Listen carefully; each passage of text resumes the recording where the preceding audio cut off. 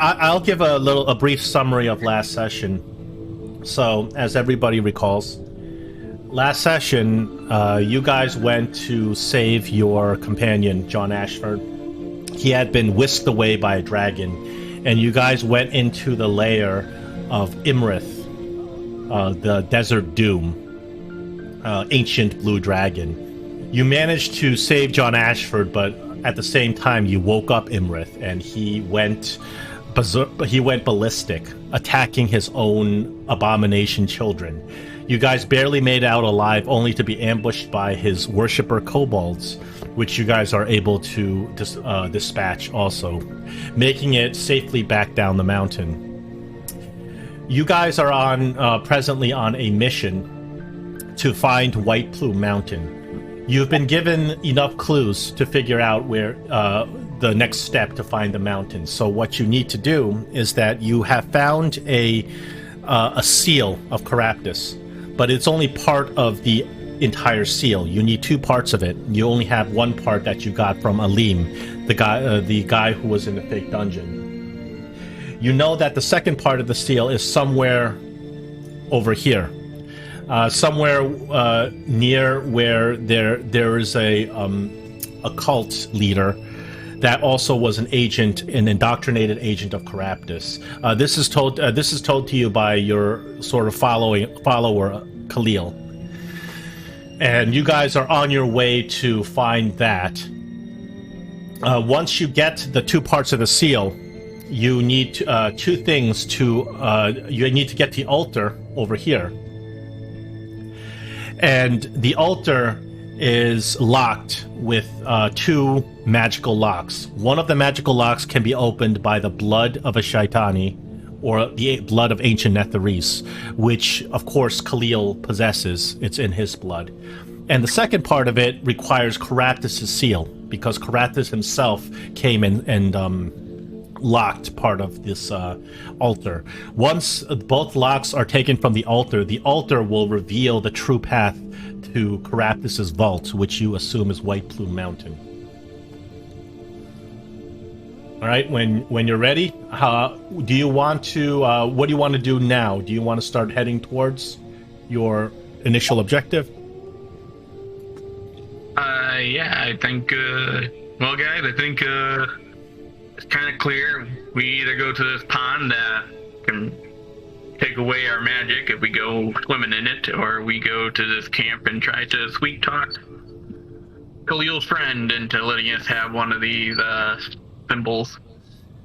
You guys turn around to look at your companion John. He's looking very sick. He's been spell-plagued by these abominations, these scions of Imrith. And you can see that there's a big wound in his chest.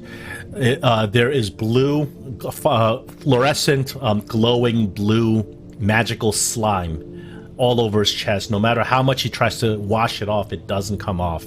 And you can see there's veins of black poisonous snaking out of that wound. He looks like he's really worn out. He's barely holding himself together, but he's able to travel. He just looks like he's very off.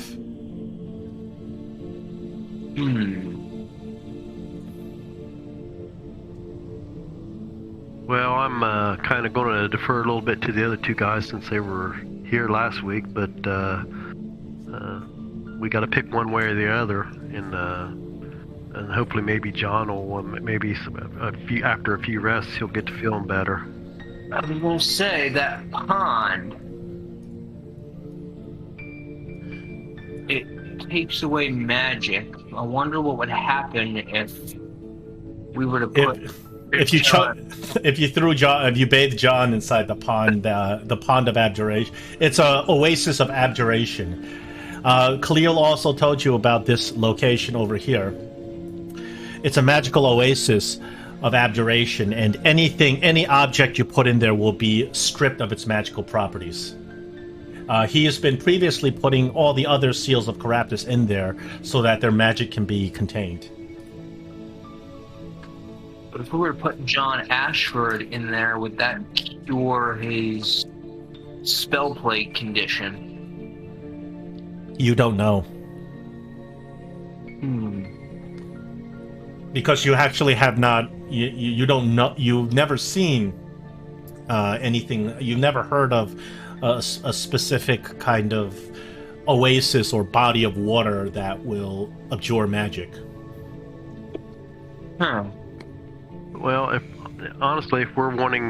one of the things that we want to do is go in there and try to get one of those symbols, we might as well go and try to cure John at the same time. So you guys are talking about heading, and then John Ashford whispers, "No, north. Go north. I can feel it." You know, he looks very kind of tired and wasted. You're not sure if he's delirious. And he says, it speaks to me. Well, honestly, if we could finish our tasks here, perhaps we could get him back in time to where he could be healed. So maybe that's not a bad idea. All right, so just declare your movement for the next day. You can mark off your destination for the next day. Hang on, are we going to the pond, or are we going to go visit the people? Or if we're going to try to cure John in the pond, I guess we head towards the pond if he says in a northerly direction for some reason. The pond's not north. Yeah, the pond is more of a westernly direction. North, yeah. From our location. He says, John says, "Oh, forces of Caraptus, I can feel them. Something has connected me to Caraptus. Something inside me." He says, I know where to look. I know where we can find Caraptus. He says, I know it doesn't... I know you don't understand, and it doesn't make any sense, but it's just something was revealed to me in my time in that cave. I guess... Well, if you say so, John. All right. And Gregory... Do you listen to your delirious friend and take his directions? Gregory is just going to ask, okay, what things were revealed to you? He says, Caraptus, he indoctrinates people. He dominates their minds and forces them to follow him. And John's throat is very dry as he says this. And he says, but he has agents that act of their free will. These agents are able to access Caraptus's vault. They know the way in. They can give you entrance if you just speak to them. They are of free will. Just give them what they want. But John, we need these amulets, these symbols. You're saying they have ones, and yes, we'll let this go? Yes, they have their own motivations. I can sense them. There's several voices around Caraptus. His free agents. They work for him, but they don't serve him. And if we can just find one of these agents, he can let us into Caraptus's vault. He can let us into White Plume Mountain. He says, I know it doesn't make any sense. It's very, I sound crazy, but something has happened to me with all this this energy inside of me, and I don't know what to make of it. All I know is I have to go there. Close are they? What was that? How close do you feel they are to us? Are they a day's ride? Not far. Not far at all. I'll have to look to the other guys and like, one day's travel won't says, hurt us. Just head due north. Well, if one of these people that you mentioned, if they can get us into the White Plume Mountain without us going on the scavenger hunt to find the seal or whatever, that might be a better bet. Yep. It says, just let me talk to him. I was almost dead in the dragon cave, but something kept me alive. There's some force. It's not Caraptus. It's something deeper, and it's telling me that we can complete our quest. We can get the second part of this amulet, and we can take down Caraptus himself. I asked Gregory if Elminster's gem reacts at all to John if he holds it close to him. Yeah, on that. Elminster Stone at this time is not reacting to John. Okay. Oh. I think He says and then John sees that you're doing this, and he says, "Listen, we can't. Elminster's been very helpful, but he's, he can't speak to us directly. He's not here. We can't just rely on the vibrations of a stone. We have to do this for ourselves." Unless, do I have a sending spell in my book? I'm sorry, but Elminster's not been that helpful. Yeah, Elminster, out of game, Elminster isn't really the most helpful person. He's Actually, if you ever read Ed Greenwood's description of Elminster, he's the one who created Faerun and Elminster. He describes Elminster as like a deadbeat dad Gandalf. Like, Gandalf's bad enough because he always leaves in the middle of battle, but Elminster is supposed to be even worse. Like, he seems like he's a wizened old wizard that's very powerful and very helpful, but he doesn't actually help you. Yeah.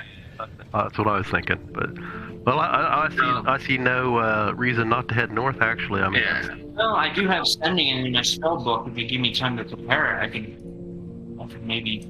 You do have time to prepare it. Obviously, because you're taking rest during these travels. Yeah, sending would come in handy. I say we give it a day's travel north, guys, and let's come upon. Okay, are you going fast pace, normal pace? Normal pace. Normal pace is 3 squares, and John just insists that you just go due north. So 1, 2, 3. We'll just do a quick survival check, make sure you're not... You're fine. You're totally fine in terms of survival. Handy if we get separated again, too. And then John say, almost there now. Almost there now. And you can see that he gets this newfound strength, and he actually kind of sits up, takes the reins of the camel, and rides ahead with the rest of you following. He looks completely determined. And you can see as the day passes by, John he looks much weaker, and you can see that he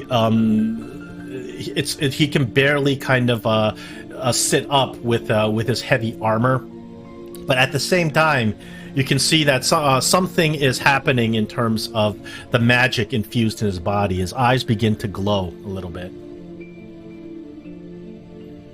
You continue to trust your delirious friend and go where he's taking you. I look at Gray and I'm like, I'm a little concerned about his current condition.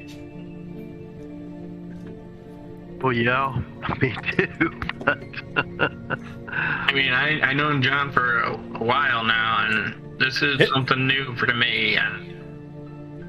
Olaf, you've known John for much longer than everybody else, and this is not how his behavior is strange.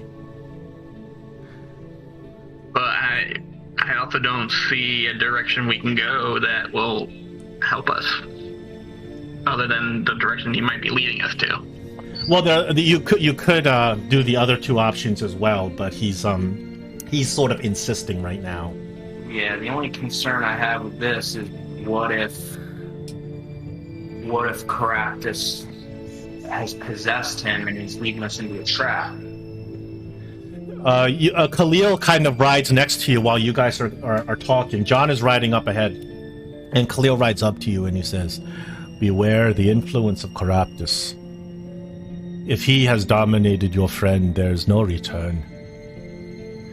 He says, I understand that you wish to help him and trust him, but if his behavior has changed so drastically and so suddenly, I would fear the influence of Caraptus himself.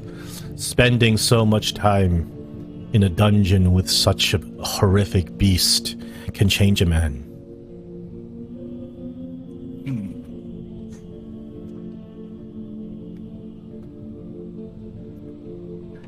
You can. A day has passed, so you can try your sending spell if you've prepared it.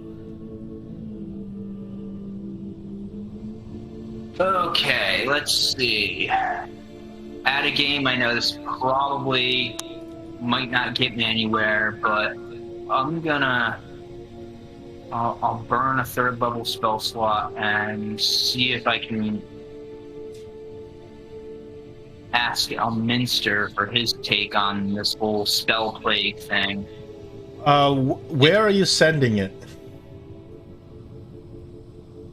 Well, the way sending works is you can use it to communicate to anybody that you're familiar with, and any creature that has an intelligence score of at least 1 understands the meaning of it. Well, this is the situation, is that Elminster exists. Are you talking about the Elminster that exists in your world outside of this plane that you're in? Yes, which you can use sending across planes of existence, but if you're going to do that, there is a 5% chance that it won't work, which is the same probability as rolling a nat 1 on d20. Exactly. So you do have to do a roll to if you want to send a message to the Elminster in your real life, you have to roll a d20. If you on a nat 1, obviously the sending fails. So what message are you giving to Elminster? Now, at a game, does Gregory know, well, in game or whatever, does Gregory know that John has been spell plagued? Yes. And that's what it is. You can roll an Arcana, actually. All right.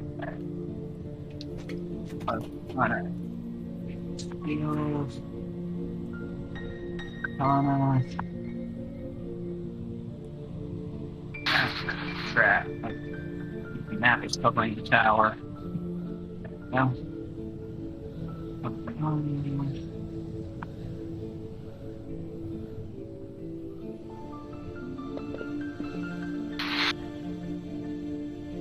You recognize that John is indeed spell-plagued. That's what this blue stuff on his chest is. The veins of these black, the black veins that are coming out of this blue stuff on his chest, it indicates the degree of infection from the spell plague. It's kind of consuming his whole body. You're aware of your knowledge of creatures being spell plagued, that it inevitably drives them insane. There's never been a known cure for spell plague.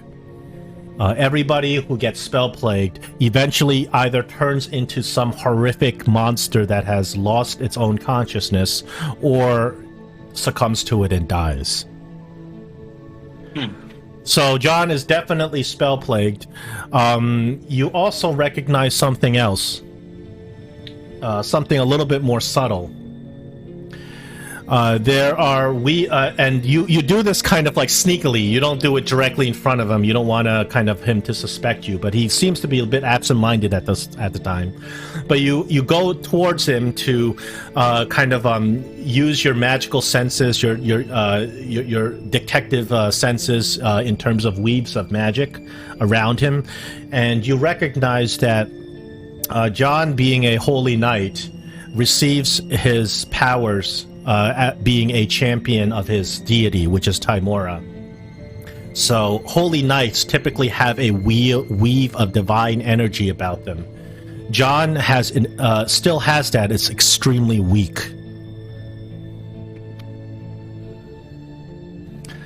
So he still has weaves of divine energy, making him a paladin, but they're much weaker than they used to be. So you think he's losing paladin levels? Oh. Okay. Well, in that case, I will cast Sending, and I will try to communicate with Elminster. And by the way, he can also respond in the same manner. message if you'd like, but If you would like. I tell Alminster John Ashford has been spell plagued. He is starting to act strange, is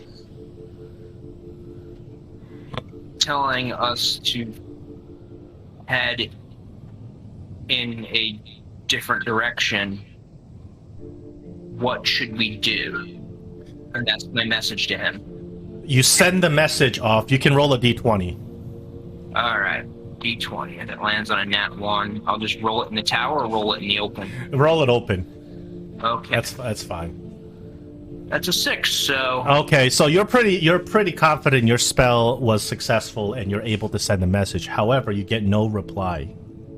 And then you realize that the time frame of the reply, because you are in a warped time frame, the reply might come a month later if he is replying in real time from your actual reality. Because the time frame has been stretched. Oh yeah, because it's the Historiophage. Yeah.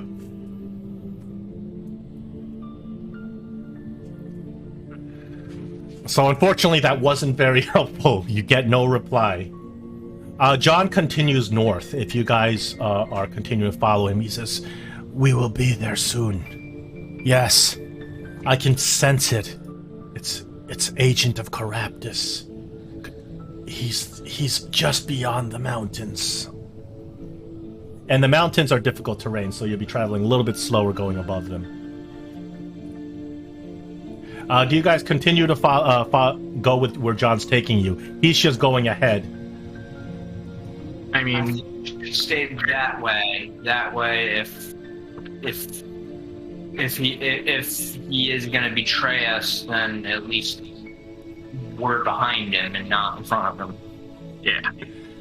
There you go. So the next day, I will roll a survival for traveling the next day. 13, you guys should be fine. Next day, he travels and just barely clears the mountain after a day's travel, and John is far ahead. He's already like several dashes ahead. And it seems like the way that John's kind of leading his camel, he's very directed. He's on a kind of obsessive path. He knows exactly where he's going, and you guys are just kind of following along. Finally, you see that John after you guys clear the mountains, John takes his camel and skirts around the mountain to an area where there's a lot of sand dunes, and the sand dunes are pretty high, but it seems like he knows exactly where he's going. He darts, weaves in and out the sand dunes, and comes finally to, you guys see ahead of you that he is coming to an object sticking out of the sand dunes. He dismounts his camel and starts approaching that object. You guys are still like 100 feet behind him. He's kind of just rode ahead. And you see that there's some sort of structure that he dismounted on, and he starts walking towards that structure. I try to yell out to John to slow up, John. Wait for us. He doesn't wait for you. He just keeps going.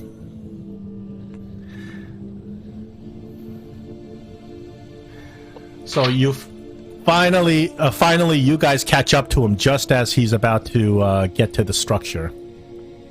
As you can see, it's a hand in the middle of the desert, made out of stone.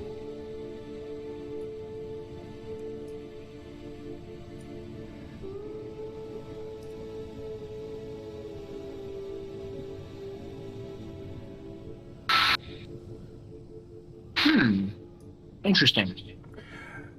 So there's a hand that is made out of stone, sticking out right in the middle of the sand.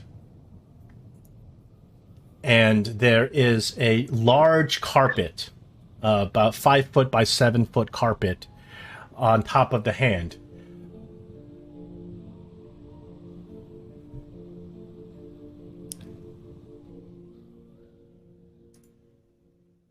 All right, now I'm setting things up.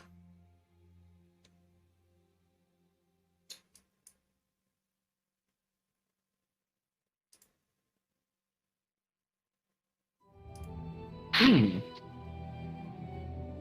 then Gregory just looks at the hand like, oh, wow, this is like interesting Netherese architecture. On top of the carpet, there appears to be a magic lantern. John, he turns around and you look at his eyes and they're just positively glowing at this point. John begins to levitate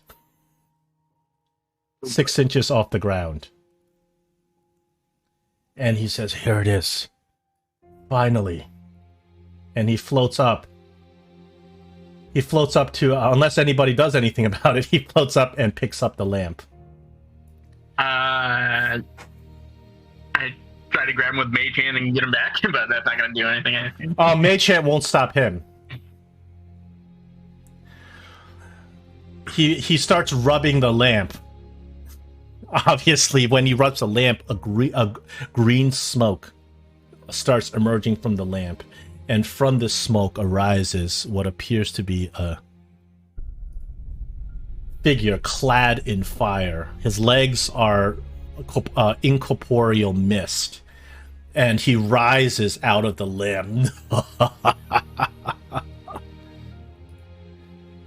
And John just kind of stares at him. And John says, as I have promised, I am here. I am ready to accept. And the figure turns around and he looks at John. He says, you are truly ready. And John says, yes. And the figure says, will you cast aside your allegiances and swear fealty? And John turns around to look at you guys for a brief moment. And then he turns back to this genie figure and he says, yes. Unless anybody wants to interject. I'm like, John, who's this friend of yours? This is not looking good. What's this all about? John says, it's my birthright. Responding to you. Your birthright is back in town where you're supposed to be fighting for your name. He says, no, he says, no, I've been shown the truth.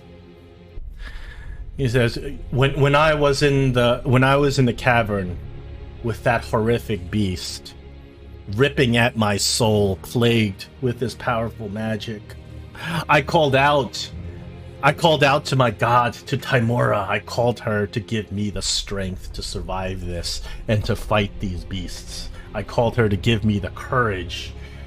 And you know what I heard? And he kind of looks at you with his glowing eyes. He said, I heard nothing. And that's when but somebody else replied. Somebody that was willing to give me what I really, truly needed. The power to overcome anything, to overcome this darkness. And John then turns around to Cox and he says, I'm ready to assume. I'm ready to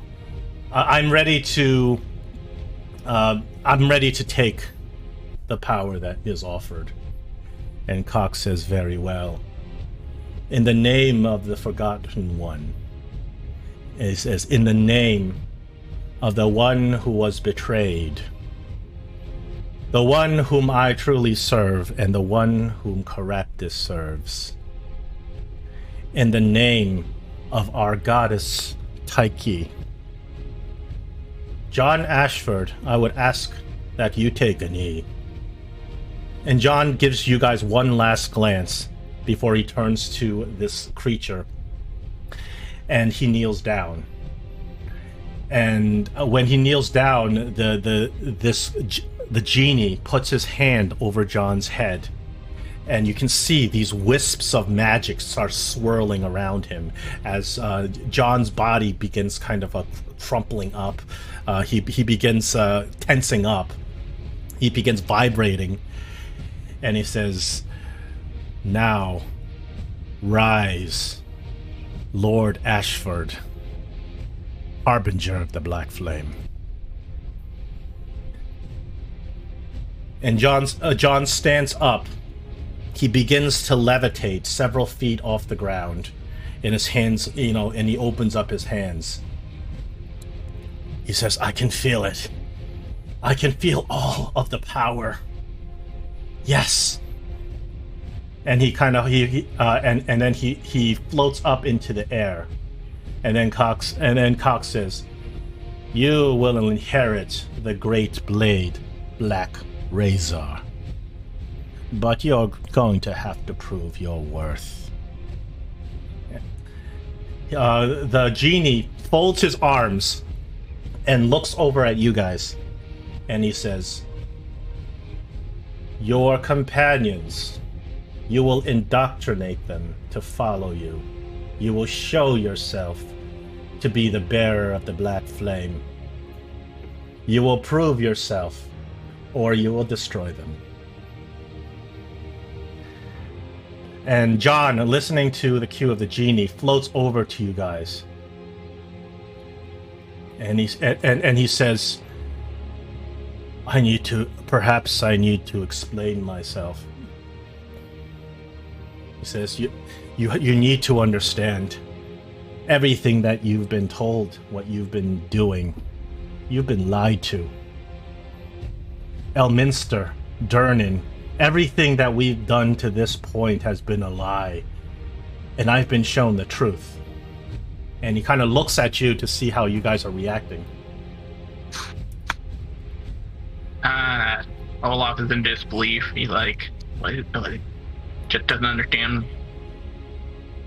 how this could have happened to his friend John. Doesn't believe what he's saying. He looks at you, Olaf. He's like, "Olaf, you've been with me for so long. Please, you must listen. I'm doing the right thing. We have been on a path thinking that we are healing the realms, whereas in reality we're making it worse. We've been lied to." He says, I know who wrote the Historiophage." You do? As Gregory says. Would you like to share that information with us? John opens his hands. He said, he opens his hands. He says, "Do you find it odd that Saloon has chosen us to undergo this quest? That she has taken a personal interest in stopping the Historiophage?" He says, "She does this because of her guilt, because of her treachery." You can see he's saying these kinds of things are very bad, horrific blasphemy on good gods. So, out of game, what would Gregory know about this god Tyche here? Religion check. I don't know if you're really feeling that.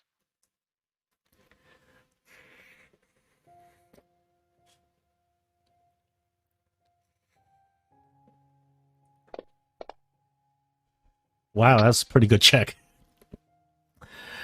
Gregory, you have heard about the goddess Tyche. Tyche was, thousands of years ago, she was the goddess of fortune, of both good fortune and bad fortune. She was one of the oldest gods, almost as old as Saloon herself. Saloon is also one of the oldest gods. Tyche and Saloon were sisters. They were also very, very close.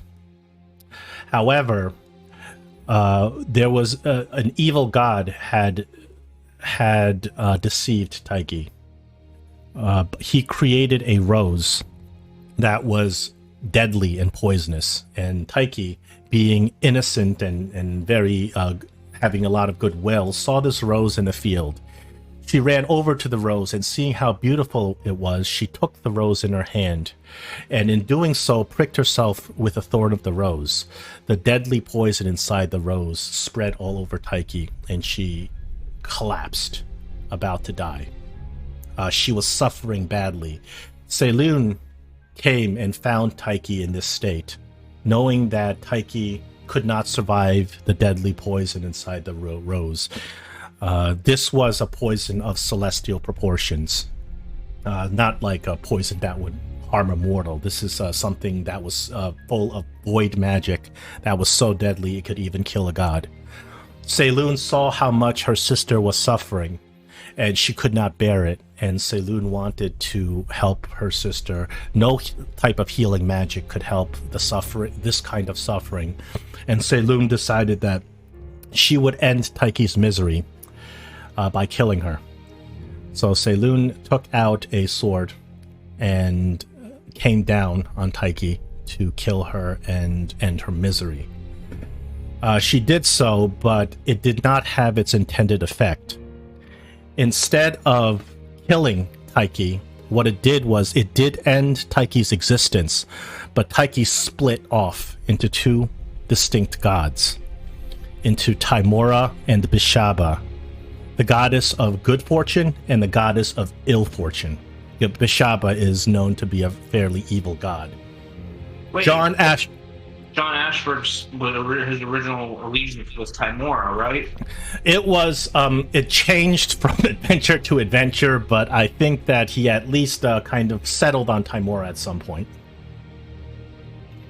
Huh. Now that I'm thinking about it, I think I remember earlier in the campaign, like, as we were going into, like, the Historiophage, we actually saw a vision of that, of, like, the Taiki. Yes. In the rose and being poisoned by it. Yes, I had been foreshadowing this since the beginning of the campaign, but now it is time that you know the true story.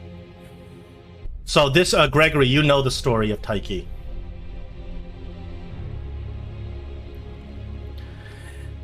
And John turns to you and he says, you see, the goddess Taiki was betrayed.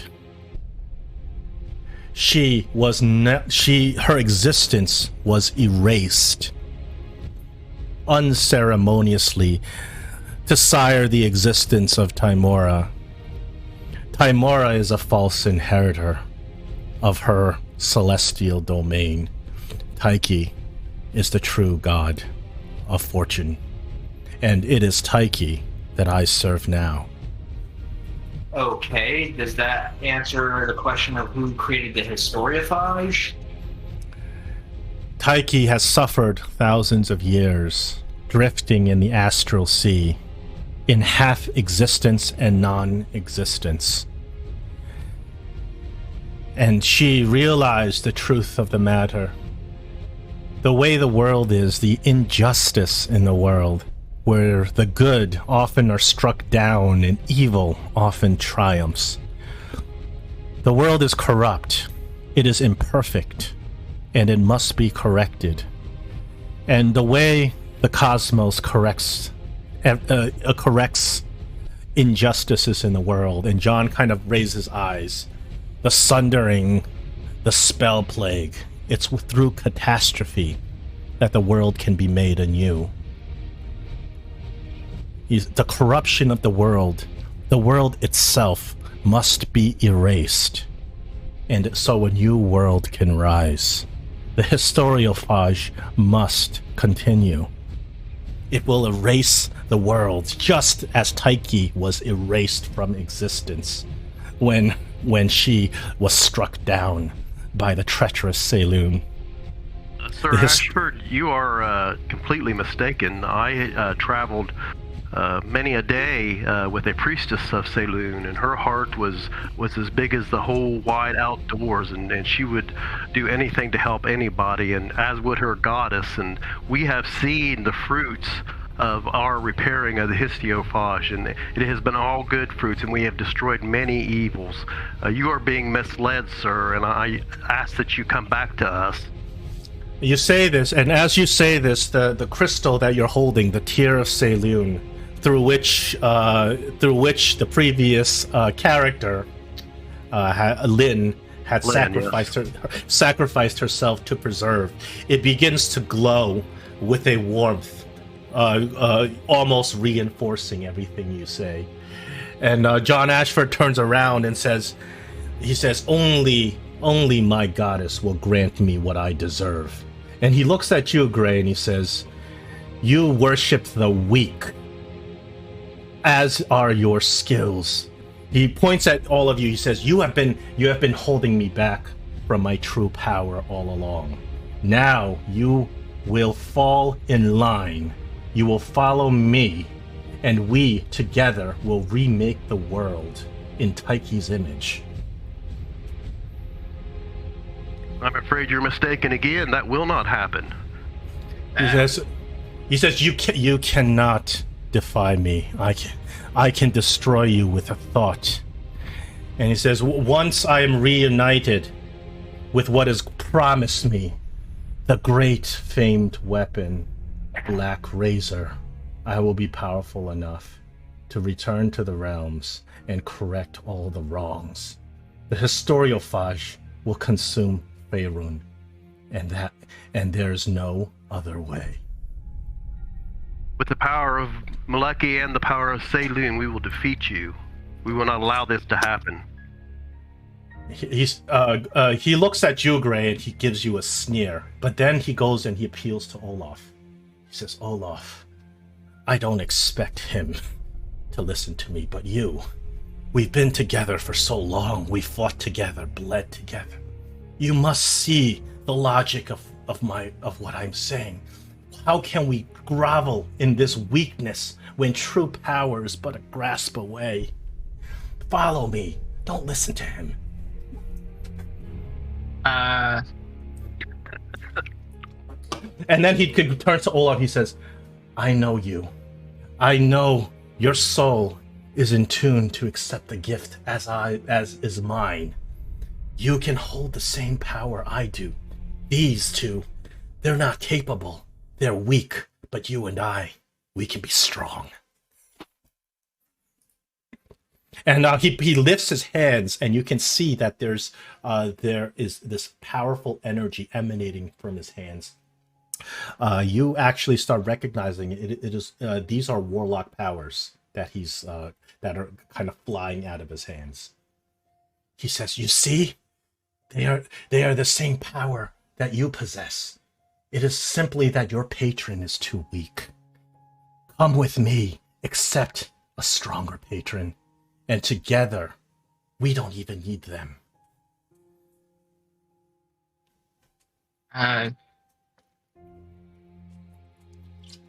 Olaf, think of the orphans. I'm thinking of the orphans. I'm just trying to figure out what to say here. Olaf will get down from his camel. And, this is not a railroad. You guys may side with John if you want. I have it'll be an interesting campaign thereafter, but you may side with him. I'm not railroading you to make the choice. Olaf will get down from his camel, move a little to the side, and be like, John, you bring up some interesting points, but where my power comes from, it comes from the light. And where your power is coming from is from the darkness. And I think your buddy there, who gave you your power, needs to go back to the darkness. And I will use a banishment scroll on the creature to get him out of here. Ooh. Okay. Or do you want to roll initiative and all that jazz? I will allow you to do this action before we roll initiative. So, I'm hoping he. Yes, let's see. Because, well, no, it's his charisma. Charisma. Yeah, he does have he does have a little bit of a boost to his charisma, but he's got a powerful charisma saving throw boost. But you may try, of course. I'm not going to deny you that. I'm gonna. Can Olaf give himself guidance to this? Guidance won't help in a banishment. So, Well, try to get rid of him, buddy. he rolls a 22. Whoa! Oof. That So the creature turns to John. He says, "You have no choice now. If you wish to inherit the power of Black Razor, you will destroy them." And John says, "Very well." John has his gauntlets of ogre power on, infusing him with strength. He's got a set of chainmail on. He unsheathes his mighty frostbitten greatsword, and now we roll initiative. Wanted to ask him, is this John Ashford or is this Caraptus speaking?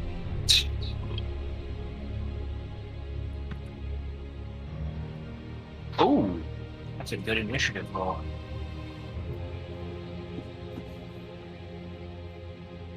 Khalil will also roll initiative. The camels are present, so they have to be part of the initiative. Gregory, you win on initiative. You are first to act. John looks at you with these cruel eyes, and he says, "You've always been weak.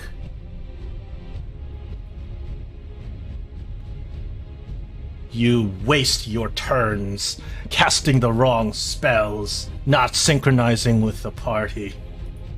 He says, do you think to truly defeat me? Can I ask you one question? Are you John Ashford or are you somebody else? He says, "I assure you, I remain myself. I've just discovered the truth." But you mentioned Caraptus' minions earlier, on how we can get to them. Was that a lie, or...? No. The good spirit Cox behind me is Caraptus' free agent. He will lead us to what we seek here. Black Razor. All I need you to do is heal. Heal, damn it. How do I know you're not leading us into a trap? And how do we know that he's not leading us into a trap?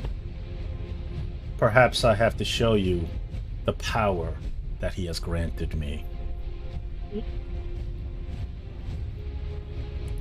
So is John first in initiative, or is Gregory in first initiative? Gregory is first in initiative. Alright. Alright, so...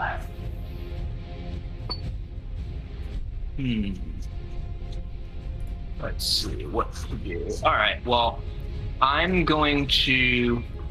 Being that we're about to fight, I'm going to cast Mage Armor on myself. Okay. Target myself. Was it Control, click? And then I'll cast Mage Armor. There we go. And then... Is this broad daylight? This is broad daylight. You do not have your robe of eyes on. Eyes on. No, I don't. But I do cast Mage Armor on myself. Okay, anything else on your turn? And then,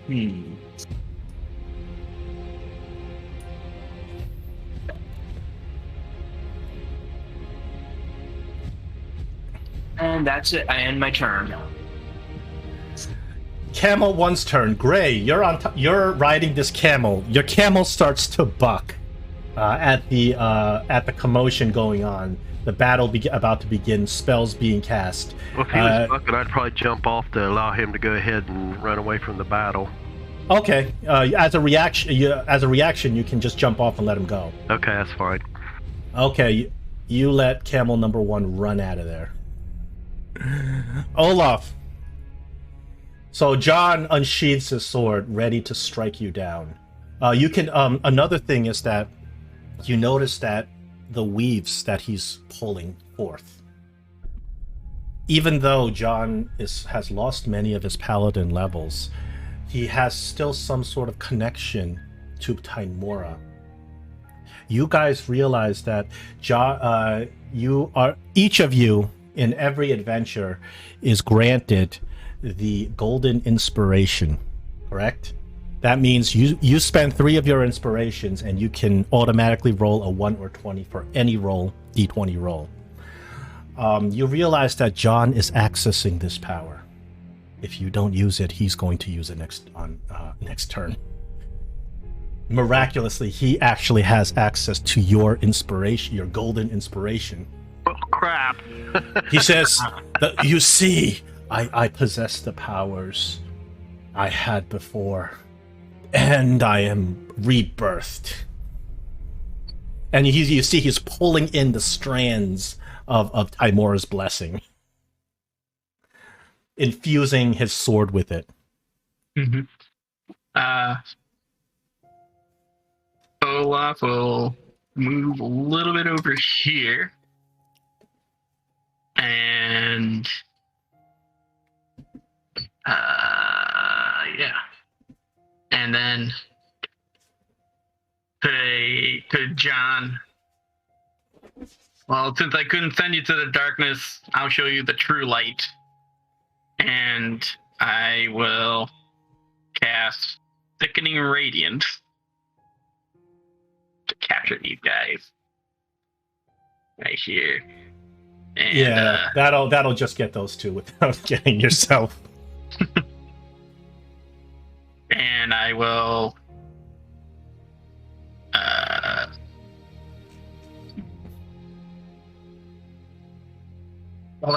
so I'm trying to understand. So I can't really give my advantage on the save, right? Because of you can't use your inspiration on somebody else's roll, but you can use the golden inspiration on any roll. to change their roll. All right. You can use the golden inspiration on any d20 roll in the game. Correct. You cannot use You cannot use your regular inspiration on somebody else's roll. All right. Let me. Do you want to use the golden inspiration before John uses it?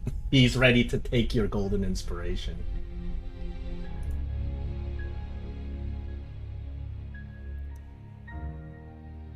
Well, let me cast this and see what happens.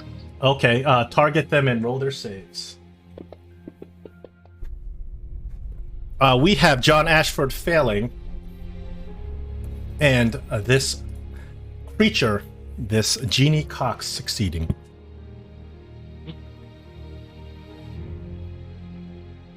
That's 20 points of radiant damage. And I say that some of the same power from Saloon, the power of the light.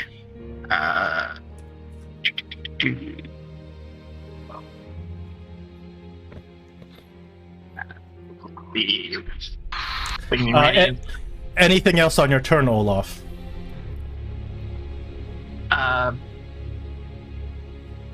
Bonus action. I'm gonna cast Shillelagh on my spoon, and then I'm gonna back away. If you do that, you'll take opportunity attack. I know, and I'll use the golden inspiration to nullify that. I know it's a stupid idea. I don't think it's stupid. He's going to use it if you don't. Yes, that's the thing. So I'll use it. So, absorbing the power of Saloon before John Ashford, since you're higher in initiative, absorbing the power of the golden inspiration, you suck it right out of his hands as he's trying to weave the threads, and you put it into your escape. His sword swings just wide enough where you can't get you. He rolls a 1.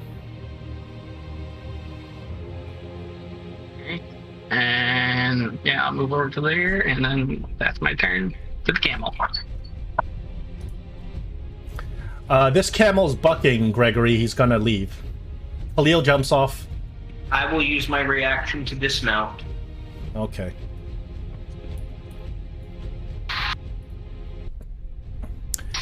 Gray, your turn. Okay. I'm going to cast Hunter's Mark on John Ashford. Hunter's Mark. I fixed your scripts and everything, so hopefully yeah, they nice. make they like, work now. They're more organized, that's for sure. So I don't get a rogue's sneak attack on this one, so I will go ahead and just take my shot.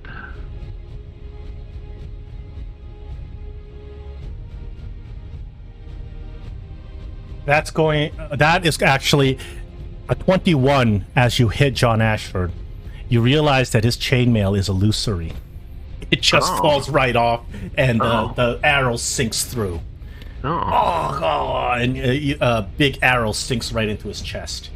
So, the new stuff you got, the Gathered Storm, I just hit the damage, 1d6 piercing, and then go ahead and roll my regular damage. Yeah, I marked off that you put the actions on yourself or the enemy, so you know. I wrote on self prior to them. And the effect is the little man, right? Yeah. Okay. Let's see how this works then.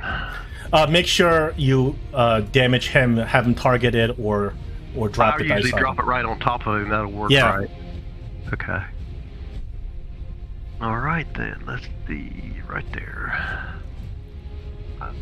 Can you take John Ashford out before his turn is up? 14 points of damage. Okay, I'll take my second shot.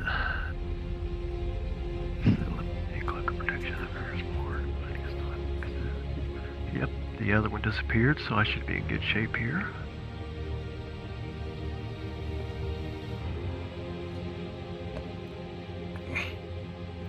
Oh my goodness. 3 is...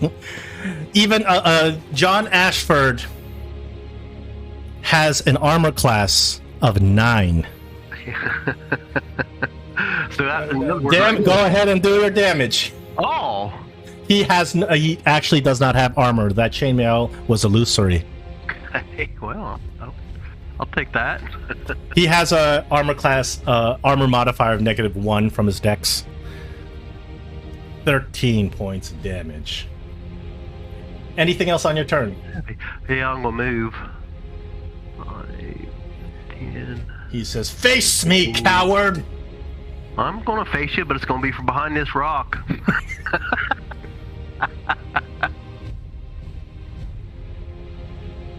That's my turn. Camel number 3 begins to run the hell away. Uh-oh.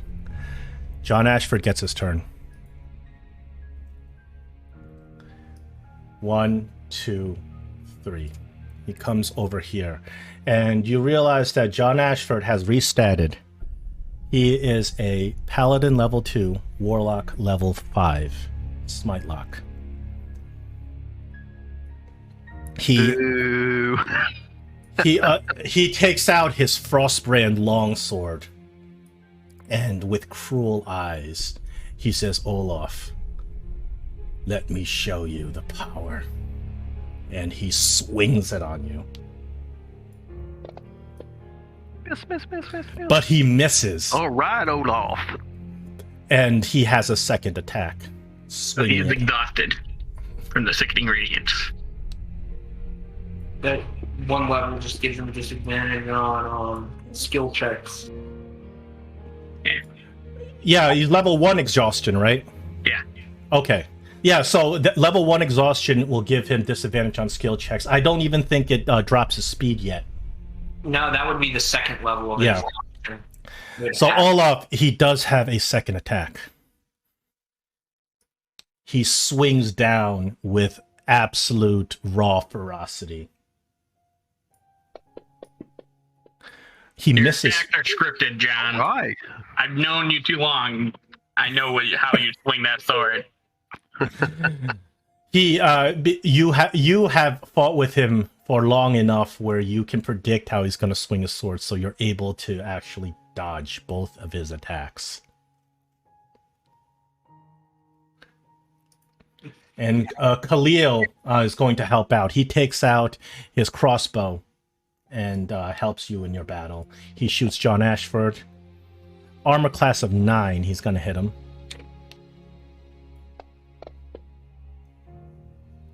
All right. The Genie Cox, he teleports from there to here, folds his arms, not attacking you, just watching the battle. And he starts chuckling.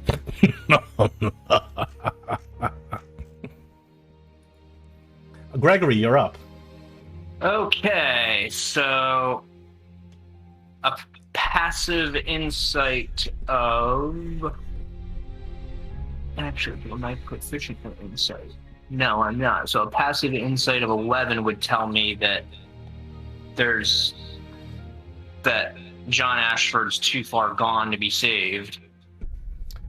You don't think he can be saved. You think that what he's doing... trying to kill us, that was a He's trying to kill us and he's spell plague. Yeah, pretty convincing. You think that what he's done is a conscious decision. It's his decision and he's spell plague, so it might be best if we just put him out of his misery. Unfortunately. So that being the case, I'm gonna go over here. So look at a good clear shot. And then I'm gonna target John Ashford. By the way, is that Sickening Radiance still up or no? Yes, but it's in that area. Okay. Just making sure. Until I lose concentration, that area's off limits. Alright, so I'll stay out of there. And then I'll target John Ashford, untarget myself. And then I'm gonna...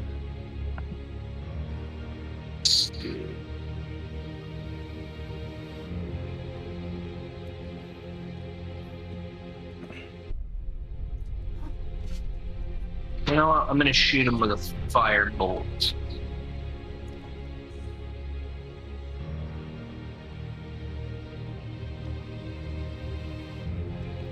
$18 hits. Okay, I don't know why it's not you doing the usual hit or miss flags. Oh, it's because of his faction. Whose faction? His faction on the combat tracker. It was set to neutral faction. That's why. Okay. That only works if it's like an enemy or something. Okay. Alright, so I hit him with the firebolt, and then I roll my damage.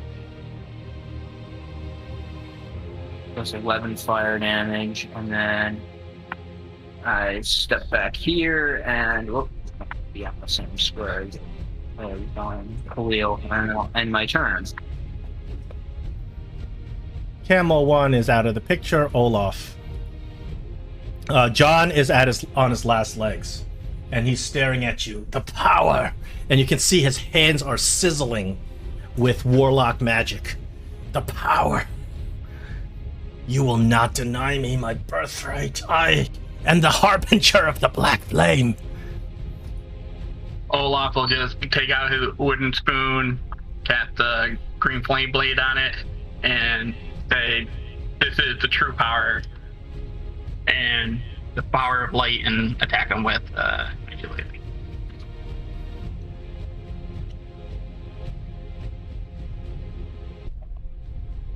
That's a hit.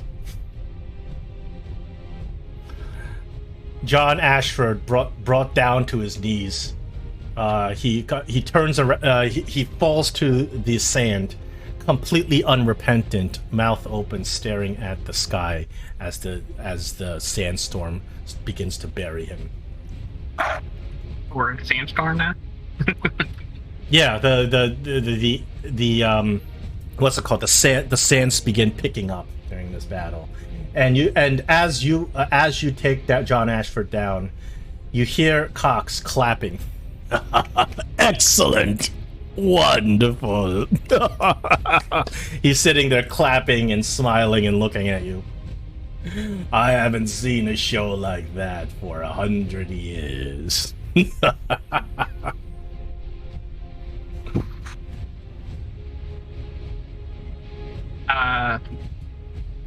Olaf will just look down at his friend and like, someone had to do it, John. I'm sorry, it had to be me. Better a friend than anyone else. And I will move to the other side of this rock. And I'm like, I don't know what to do about the other guy. We'll figure out something, then I'll pass. So Cox points to you guys. Come here. I won't kill you. Come here. Let's talk. Actually, yeah, about that. You can talk from there. I mean, I'm fine here. I can't hear you. Just come here. You guys, this nice rock. You fine gentlemen have earned a parley with me.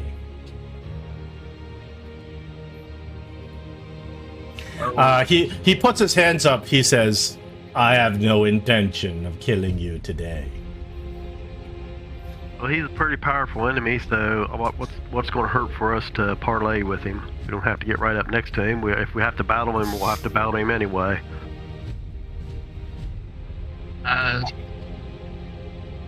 Olaf will just prepare to shoot. I'll just blast at this guy if he does anything silly. I'll walk up there. Hey, dude. What drama? And he starts laughing. Are we kind of out of combat and we can move up? Yeah, you're out of combat. All right. Khalil kind of looks at him suspicious. Don't trust him. And he says, well, it's clear that one was unworthy of the power. And it remains to be seen if one of you might be. Why don't you just give us the razor and we'll be on our way? The razor? Sure, the sword. Black Razor. Oh, you must go into the dungeon of Caractus. You must enter White Plume Mountain, enter the inner vaults, defeat the guardians, and then you can take the weapons. And I shall be watching every step of the way. Well, can you help us get in? It seems you've had a long journey. I think I can make it easier for you. And he snaps his fingers, and you guys see that carpet that's in the sickening radiance, it starts hovering. Oh, sweet. And he says, Dagon will help you. And the carpet rushes over to you guys. I think if we're not in combat anymore, his radiance ought to be going anyway, shouldn't it? Alright, I can turn it off. How long does it last? It lasts for like an hour, I think. Oh. Right. Okay, you can keep it on. It's up to you. He says, I am impressed. Concentration up for 10 minutes. But...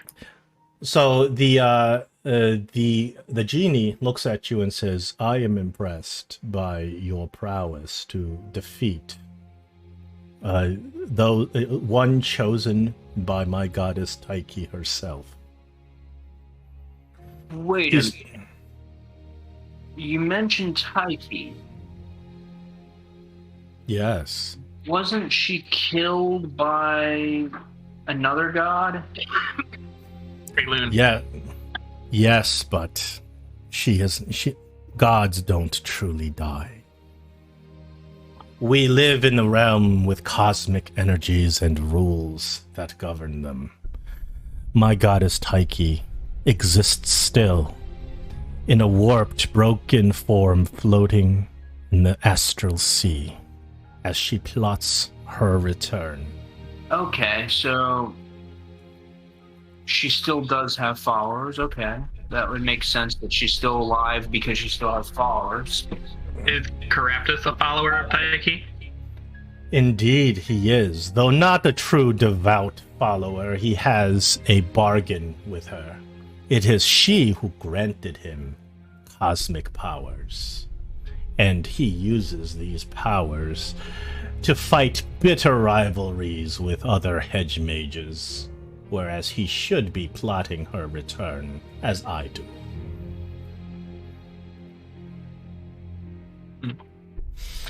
Brotherhood. 'Tis me and my brothers. We are the last servants of the goddess Taiki. And she will bring about the Historiophage. Despite all of your efforts, you will fail, I am afraid. But your battle prowess, I am, at the very least, one of honor. I do not fight an enemy that is unfairly weakened, distraught, or not at their full strength. We may battle yet, once you enter White Plume Mountain, but it will be on fair terms. We were told we needed a symbol to be able to get into the dungeons. He says, yes, perhaps this is what you speak of. And he shows you a symbol of Caraptus that he's been wearing around his neck. And it is exactly the same as the symbol of Caraptus that you guys possess. It's a mirror image. Yep. So he only has a half of those? He only has half? Yes. He says, I'm feeling generous today. If you would like some assistance. He takes the symbol and throws it on the ground in front of you. I will see you in White Plume Mountain. Okay.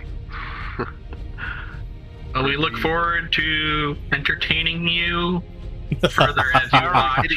So your carpet is going to take us to the entrance where we need to be? It's your carpet now. And remind me what his name was.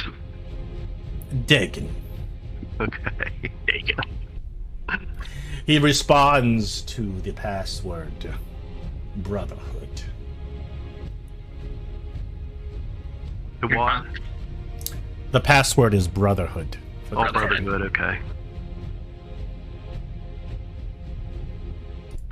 Olaf will go pick up the symbol. I'll assume around here, I guess. Yeah. And you pick up the symbol and you realize that it fits perfectly with the other symbol as they snap together to make a K. K for Caraptus. He says, John Ashford thought that he could wield the true power of Black Razor. He thought that he was worthy of the energies of celestial power, and he was wrong. What will you think? I wonder. And then he in the middle of a laugh, he fades into a mist.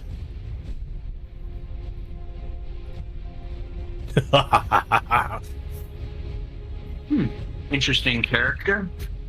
Gregory says out loud to what seems to be no one in particular. There he is. Oh.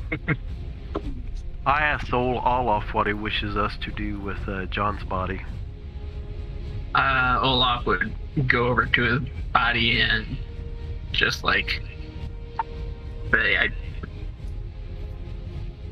think we have to bury him here.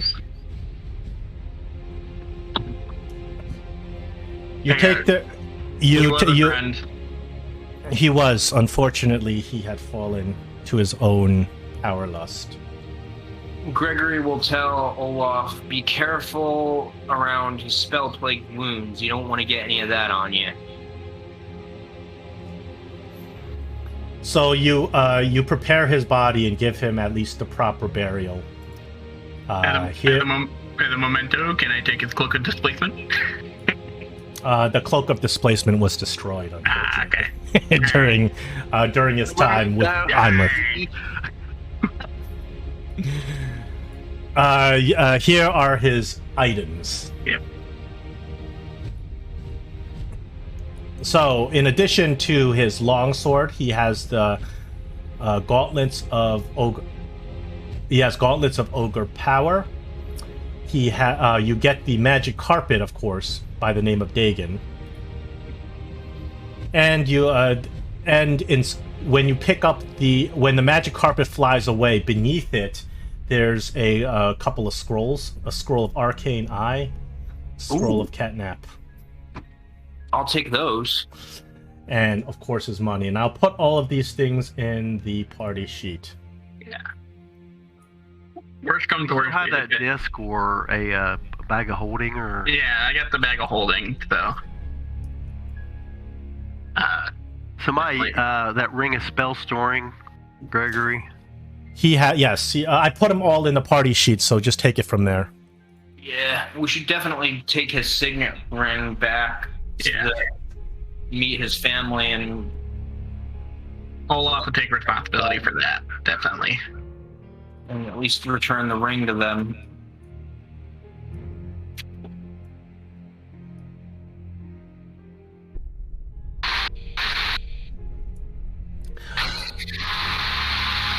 So, you guys are level 8 now. You may level up. We'll take a break here. The hand is ancient Netherese architecture. Used to be part of a colossal statue. Now it's been wasted away over thousands of years by the sands.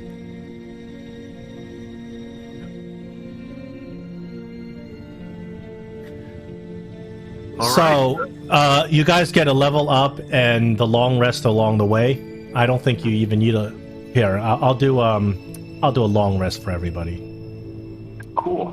Thanks. Because a day's travel is going to be a long rest. Now you wake up the next day. You have your magic carpet, which makes the survival in the desert pretty trivial because you're just flying over everything. Mm-hmm. You have a goal in mind. You're trying to get to the altar. Bring us all the camel. Or the camels on the carpet with it. I don't think the carpet can hold the camels. The carpet has a weight limit. Okay. If you release the camels, they always go back to their grazing spot or their home. Mm-hmm. They're tame camels, like tame horses. They won't disappear. Okay. Which I kind of knew that. That's why I was okay with letting mine run away.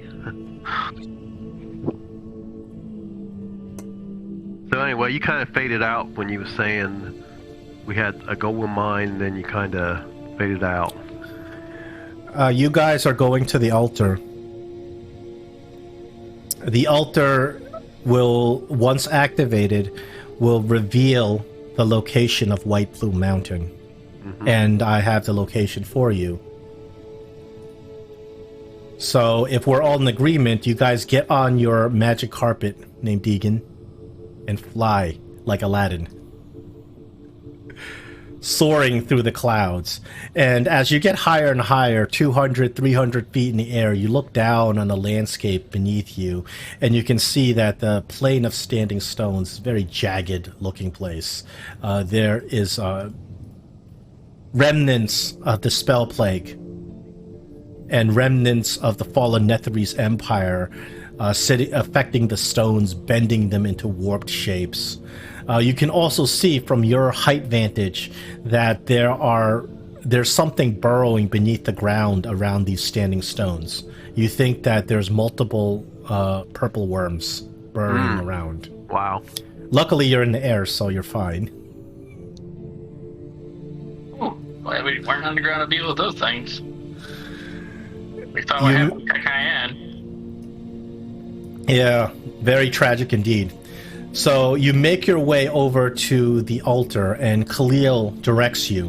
He tells you where the altar is, so you can kind of land your carpet nearby, a couple of 100 feet nearby, and you go on foot to the altar.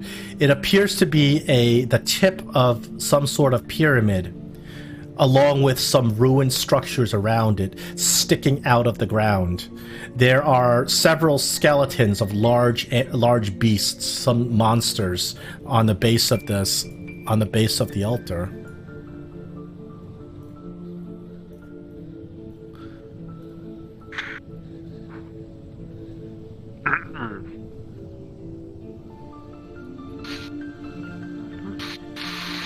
As you approach, on top of the altar, there appears to on top of this pyramid, there appears to be a stone altar. Khalil says, "This is the spot.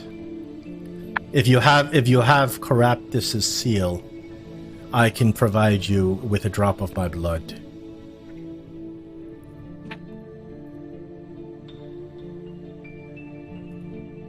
And we showed Khalil the symbol, the amulet put together. He says, "Yes, that is Caraptus's seal." He says, "We will conduct the ritual of the ritual of unsealing the unsealing this Netherese altar." He says, "It appears that you have already unsealed one of the Netherese altars that are holding back the Firim. We must unseal another if we are to find the Vault of Caraptus. So I would be prepared for the consequences of doing so." Khalil kind of looks around. He says, "What I'm doing here is blasphemy to my people, but I have seen what you have accomplished, and I have seen what evil Caraptus is capable of. You have saved my life, and therefore I owe you this favor." Is there any warnings that your people teach that we maybe should be looking out for when we open this seal? Unsealing the Netherese seals were created to hold back legions of demonic creatures called the Firim. There were 8 seals, one of which I believe you have already broken. The more seals we break, the more of a chance we will face the Firim, dark monsters of innumerable magic. But regardless, even if we do not, surely disturbing the magic seal will release ancient evils that have long been kept at bay. And I warn you, Shaitan himself, the purple worm, the one that we revere, he has been placed upon the realms to guard against foul magics.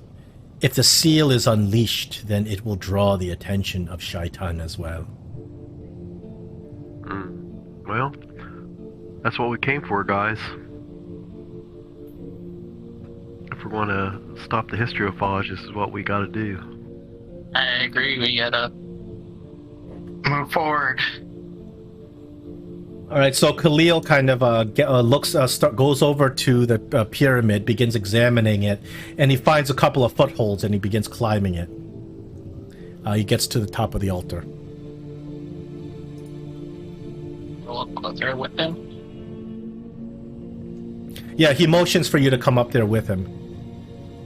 And even though this pyramid is very smooth, because of the way it is broken down, it is now traversable, although it's difficult terrain. You find several footholds that you're able to get up, and on top of the pyramid, there is a stone altar. Right now, it appears completely inert. And Khalil looks at you and he says, "First, you must place the seal of Caraptus and undo his magic." I believe Olaf has that. Place the seal on the pyramid. You place a seal on a pyramid, and you only see a diminished light piece, a light kind of glimmer of magic come out of the seal, and the magic goes onto the altar, and the altar begins to glow. And Khalil says, "We best prepare ourselves. When I place my blood upon this altar, the original seal of the Netherese will be broken, and the consequences thereof." And he actually readies his weapon as he cuts his hand, causing a small. Weapon as well. Yeah, he cuts his hand, causing a small cut, a small laceration in his hand, with blood dripping down. He says, "Are we prepared?" Ready. Prepared as we're gonna be. He holds out his hand. He says, "In the name of Shaitani, I henceforth call upon my Netherese blood. Blood upon blood. I open the way to the ancient vault of the Netherese." And when he says this, his blood drips onto the altar. It hits the altar and it sizzles. And as this happened, the altar begins to glow brighter and brighter, and a beam of light shoots down from the sky, hits the altar. And when the beam of light hits the altar focuses that light, and that light shoots straight north, sort of like a laser beam, directly north. But when that happens, the earth begins to tremble. Khalil says, "Whatever we've released, they come now." Initiative. Oh. Don't got time to get on the carpet and get out of Dodge. Unfortunately, you parked the carpet rather far away. Khalil insisted, so you don't destroy it. Okay. I would have just threw it in the bag of holding, if anything. I wouldn't just leave it.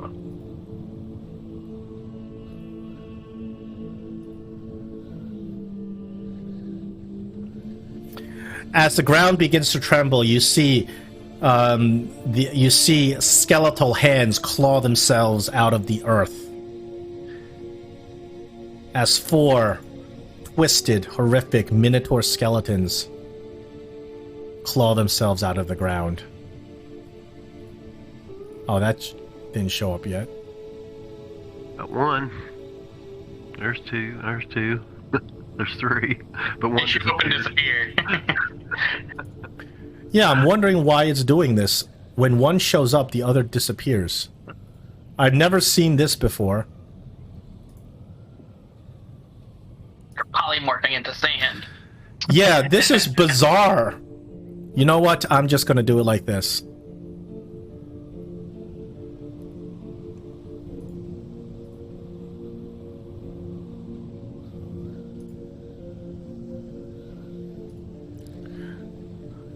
So you see 3 of them, but you hear 1 more. Okay. Over here. I think it's out of your line of sight. That's why you can't see it. Okay. For some reason, it's out of your line of sight, or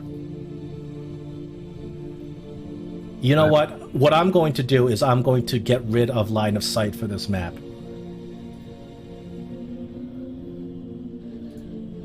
Well, now I can see them all. Yes, you don't need line of sight. You guys have 360 degree vision, obviously. As this happens, we get a sandstorm. You lose all that sight.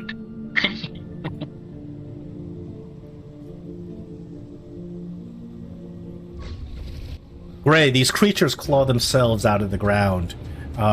You go first. You win initiative. I got a ready action.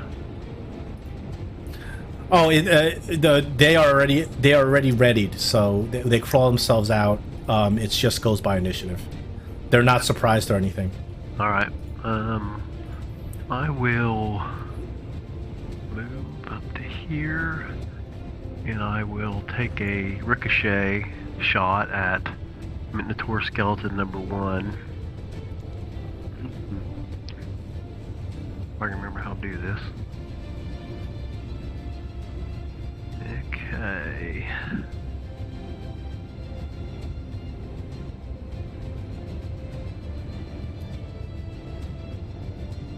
Okay, Olaf, you do have the. You can have the. I forgot you. The carpet rolls up, so you can roll up the carpet and have it with you.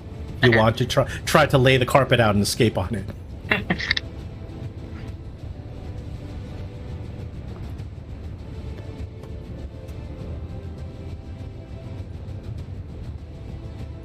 All right, let's see your level 8 prowess.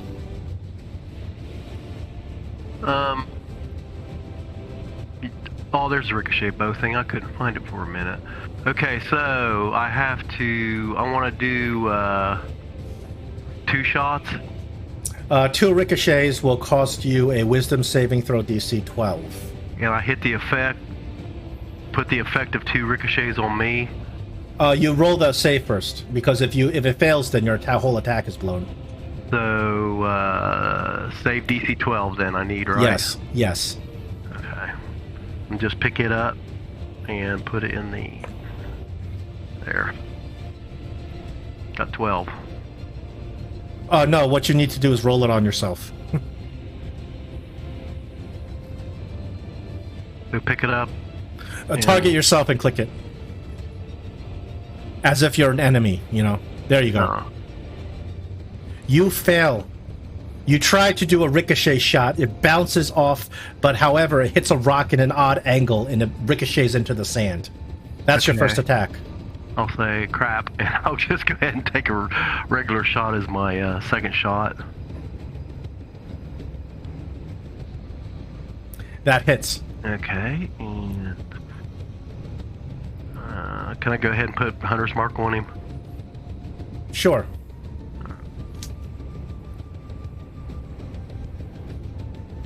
Hunter's Mark. Add the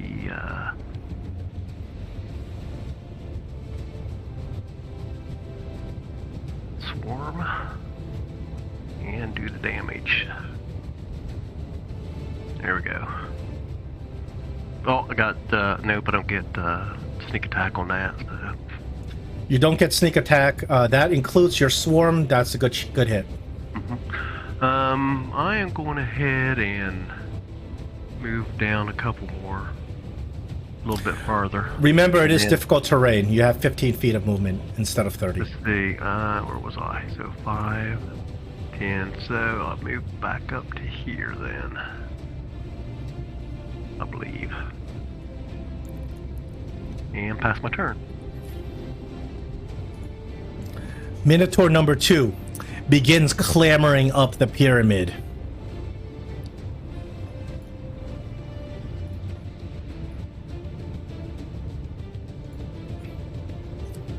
The Minotaur cannot use its charge ability up on difficult terrain. Lucky for you. One good thing.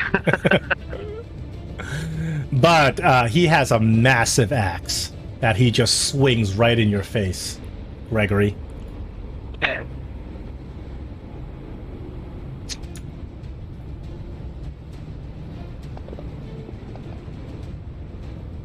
$18. That punctures right through your armor class, and he rolls 2d12 plus 4. Got your mage armor on? Recognize your level 8. Yeah, 20 points of damage. Ow. Luckily, these Minotaurs don't have 2 attacks. They're lumbering beasts, and it takes all of their strength and effort just to make their first attack. This one lumbers up. He is on Olaf. Swings his axe. 21. 14 points of damage. Gregory, you're up. Get him, Gregory. Okay. Oh, well, what have we here? 2 boneheads. I think I have just a spell. You get an inspiration for a pun. Okay. Are you serious? Yeah, take it. I haven't been giving enough Never asked inspiration. that, just take it. No, I changed my mind. Take it back. Go ahead. Alright, I'm going to cast Scatter on these two. Get those tokens. Alright, what was a way to... Okay, I'll click the token. Wait a minute. Second control. There we go. Now what was the proper size of the shadows? 10-foot radius of 20 feet in diameter.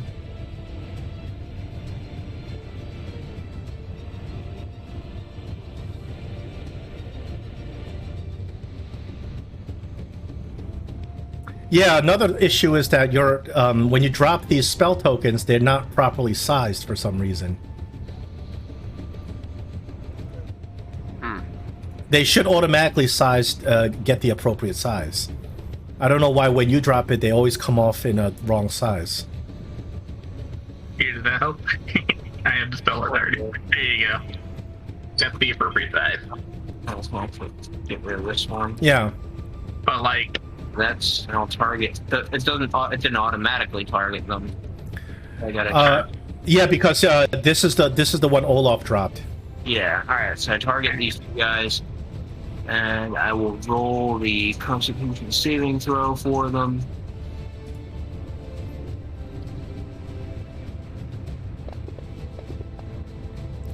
We got one who succeeds and one who fails. All right. I'll roll my damage. Crack. But as the magic shatters the bones of the Minotaur, the ground begins shaking, and you can see far off in the dunes. You see the shadow of a worm approaching. Minotaur skeleton number 4. He runs up. I don't think he... Let's see. 10... He can get up to here. He attacks Khalil. He misses. And finally, Minotaur skeleton number 1 comes up here, totally surrounding you guys. Who is he gonna attack? He attacks Khalil.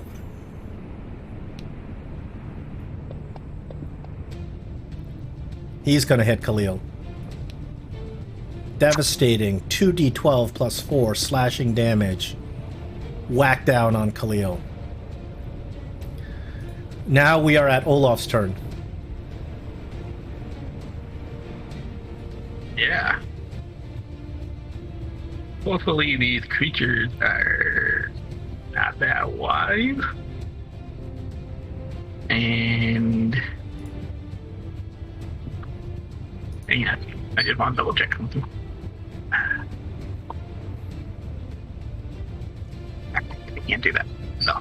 Alright. Not gonna do that though. So you can see that their bones appear very brittle. Well, I can't do a big aerial effect on top of us. But I can conjure up a guardian of faith to hopefully protect us before they attack us again. Takes on the form of our former friend John Ashford, it looks like. And Very nice. I like that. I like that. You can get inspiration for that. And bonus action, I will cast Shillelagh at my spoon because they're all close to me. And then I will pass my turn because I don't want to get opportunity attacked. Khalil, help us out!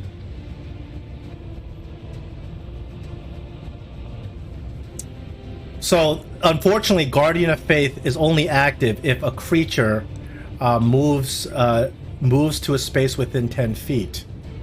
Not if the creature starts their turn in that space. Wait, what?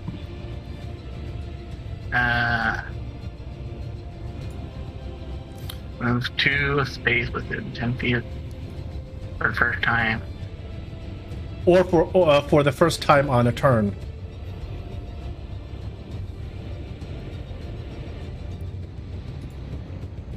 Well, going to be within 10 feet on his first turn. So you have to actually enter the area. The way it's described, it doesn't say it takes the damage on the beginning of its turn if it's in the area. The way it's described is that if it moves to a space within 10 feet of the Guardian for the first time on a turn. So this is something that is up for interpretation. I am going to look it up, but I think that for our purposes, I'll let them take the damage. Because this is something actually it does come up with a question because of the way it's worded. You see what I mean? So if the creatures start to turn in the space, but they don't move anymore towards you or anything like that. Okay. But anyway, it's Khalil's turn. Khalil is going to utilize his sneak attack because he can do so with Minotaur number 4, which is adjacent to an ally.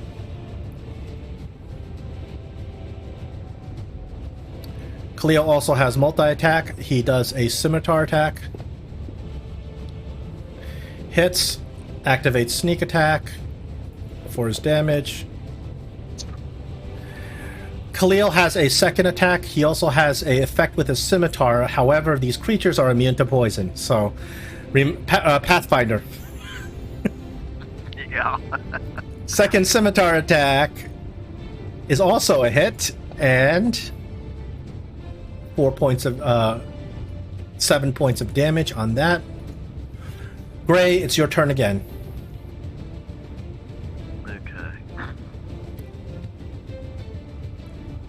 I am going to, I still got the Hunter's Mark on Minotaur Skeleton number 1, so I'm going to take, and I should get sneak attack on him, because I got people, allies next to him, so I'm going to go ahead and take a shot at him with a, okay, if I want to use the, which I keep forgetting, I'm glad you put it up there, but the +1 arrow.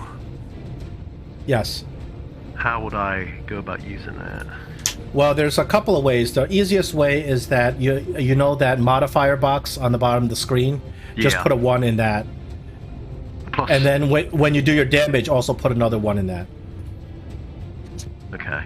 Just roll normally, except put the 1 in those modifier boxes. Now, does that count on to hit and? Yes. Okay, so in fifth edition, the +1 weapons are both hit and damage. Okay. Okay, so go ahead and take the my regular shot. I don't think I have to do anything yet. You don't have anything targeted, so just at least target I always something. drop it on there on top of him. Oh, okay. That's the way I do it. But that'll work too. It's just easier for me. Now, if you take a look, it should reflect. Yes, it gave you a +10 to your attack. Okay, now remember, you guys are level 8. Your proficiency bonus is +3 now. So sneak attack, I just have to hit the. Yes, before you roll the damage roll, put that on yourself. Swarm works the same way. Before you roll the damage, put it on yourself. And Hunter's Mark should automatically. It will automatic, and I'll get it. Yeah. I get it twice. So. And remember to add a +1 to the modifier. That's the easiest way to give yourself the +1. Got it. Especially with a +1 arrow that only you use that time. I can only use once. Yeah. On bat. You can likewise make a script for yourself that does +1 to attack and damage, but that's easier. There you go. It works. It looks like it did work. Yeah, I'd say so. 37 devastating points of damage on this Minotaur. You got 2d6 for the sneak attack. You got d6 for the Hunter's Mark. You got d6 for the Swarm. Did you have another d6? Because you got a total of 5d6. 5d6s. So, sneak attack gives you 2d6. The Swarm gives you 1d6. Hunter's Mark gives you 1d6. I think you have. I got Hunter's Mark on twice. Oh, that's why. So you have an extra d6 in there. I'm going to, because we can't distinguish what is what, I will take one of the 6s away. Because there's 3 6s in a 666. That's very unlucky. We have to not it's have 7, that. 4, 3, 6, 6, 6. So I will, because you had 2 hunter's marks listed, I will take away 1 of the hunter's mark damages, damage dice. And I took the extra hunter's mark off. So that should be good for my second shot. And yep, okay. Take my second shot.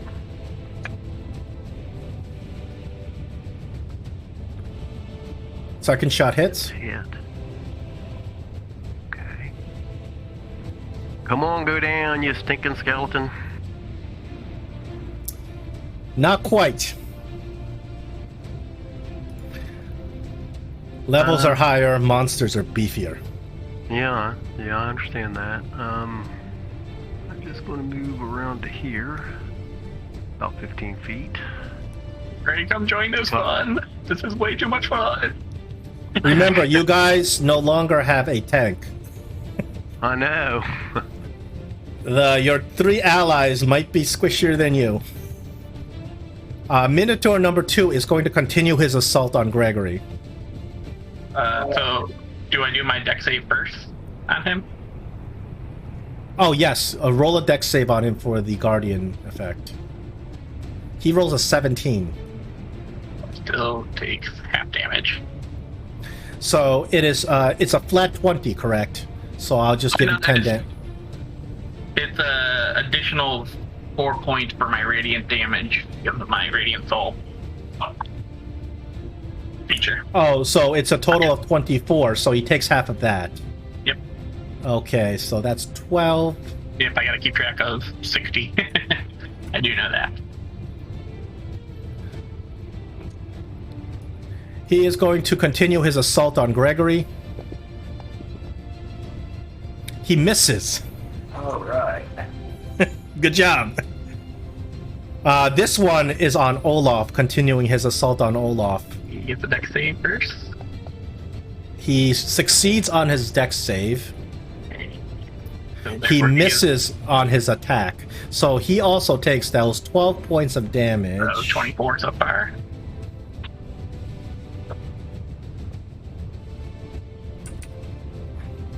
Gregory, you're up. All right. Let's see. Huh. Okay, so it looks like I already have the mage armor. Yep, I checked that for you on the first turn. Let's see. What am I gonna do here? You know what I'm gonna do? Kill all the rest of the Minotaurs. Yeah, That's exactly what you should do. that's the plan. I'm gonna cast Magic Missile, upcast to level 2. If I can hit each one with a Magic Missile. Okay, you spread out your damage among all 4 of them. You can you can make it easy and select all 4 and roll it once. Yeah, I think I'll do that. I'll just target all 4 of them and then roll the damage. And they all take the same damage. Hopefully it'll be 4. Yeah.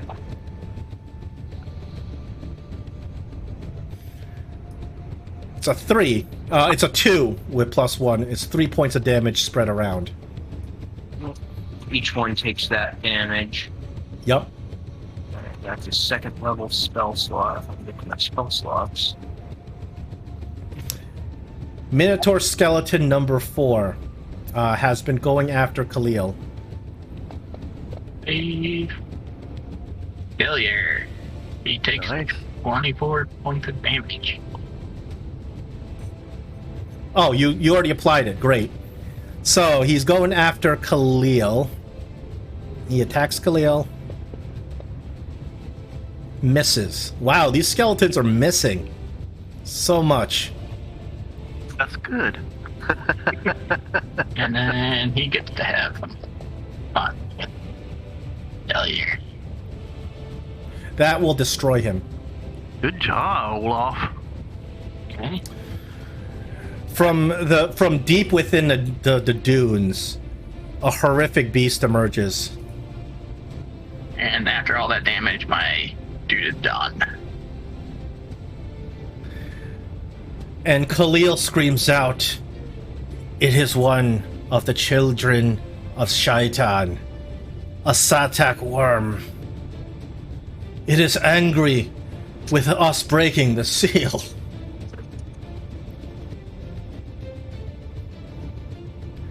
He says, "Watch out!"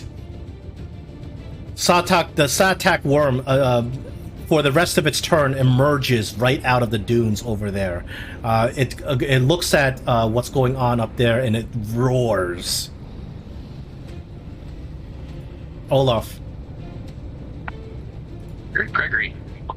Yeah, my token disappeared. I don't know why your token disappeared. Here, I put it back. Thanks. You can delete your own tokens, by the way, on the map. You might have mistakenly deleted your own token. It could have been when I deleted my guardian. I accidentally deleted. But anyways,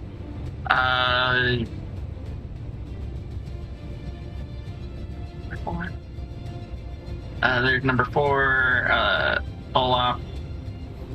Wait, actually no. Green Flame Blade. That's what to do. Green Flame Blade, attack number 3. Hopefully, do some damage to it. Really.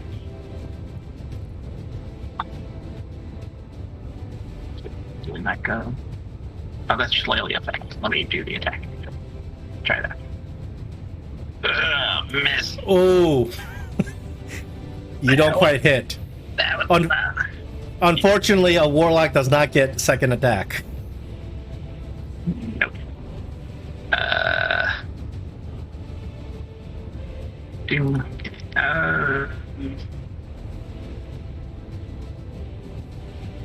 I'm gonna hold my ground, dodge bullets if I can. All right. Khalil says, "We must flee. It comes for us." He goes around this way so he can get another sneak attack. Attacks with a scimitar on the Minotaur. That is a hit. He activates his sneak attack and does his damage. He has a second attack, scimitar, which is also a hit and does his damage. Gray, it's your turn. Get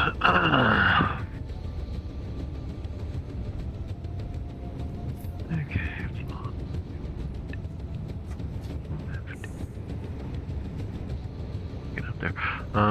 First thing I'm going to see if Olaf needs to try to get the carpet out and maybe throw it over this way, so that we can get out here as quick as possible. I'm busy dealing with the shit right now. You what now? Olaf, to take out the carpet and throw it, I'll charge an action for that. You can do it, sure. And I'll also charge an action to lay the carpet out and speak its command word to activate it. Okay, so I'll move my Hunter's Mark over to the Minotaur, number 4. And I should get sneak attack for that.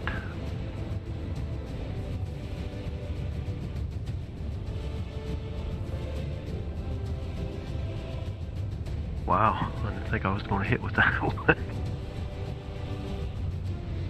So, sneak attack. Gather swarms. Whoops, I didn't mean to do that. Did that do anything? I'm not sure what it did.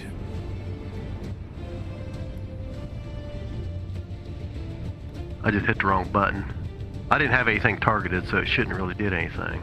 Yeah, that's why I'm wondering, because it should be dead with all that damage. Yeah, I didn't have it targeted, so I still should be good. Okay, that should kill it actually. So with all that, with that much damage, it dies. Okay. You crack the bones into splintered pieces onto the ground. Okay, and what I'm going to see, where's the... Oh, I can't. Yeah, I'm going to take a. My second shot will be a ricochet shot. Try that again at Minotaur skeleton number 2.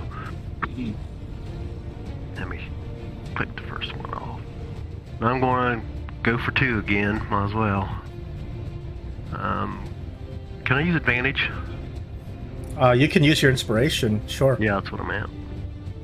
Okay. Now where am I supposed to drop this? On me? You target yourself and roll the save against yourself. 17 Alright. plus 4. You successfully ricochet an arrow right off a corner of a rock, and it swings back around and hits this Minotaur right square in the neck. Now you add your additional 2d6. Actually, you have to roll the attack first. The attack rolls an additional plus 6. So just put that down in the box, or does that happen automatically? It doesn't happen automatically. You have to put the effect on yourself. Alright.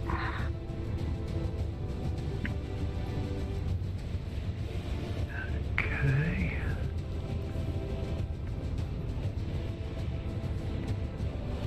Most definitely a hit. Plus 15. Oh my goodness. Those are Pathfinder numbers. And then I had to put plus what for the or what do I do for the there's for an the effect that damage? gives you an additional 2d6. And I just need to put it on myself. Yeah. 2 successful. Yep. Okay. I think Plus any other effect you want to put on the damage. I already used up. I can't move my rangers because I already moved it once, so I can't move my hunter's mark. So there's really nothing else I can do right now. All right, roll your I already damage. used Then. swarm, so. Oh, sneak attack. Can I add sneak attack? Did you already do sneak attack? Wait.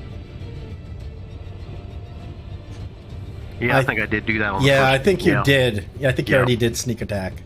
Okay. 20 points of damage. Okay.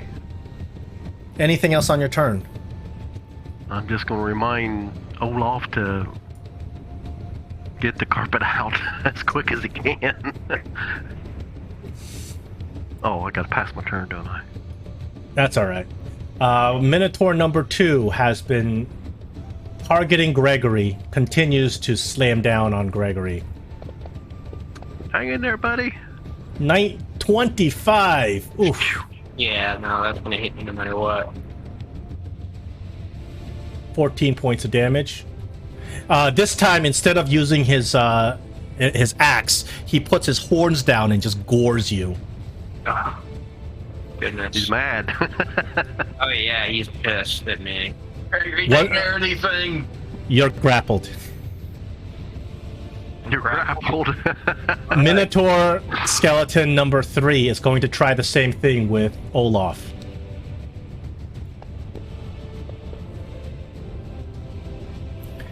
You two are grappled. Gregory, Alright, let's see. I'm being grappled by. there's horns just going through your stomach. Yeah. Let's see what I can do about that. Let's see. Well, if you want to challenge, if you want to escape the grapple and roll a strength contest, you can try that, but that Minotaur looks kind of strong. Ew. Ooh. Haha.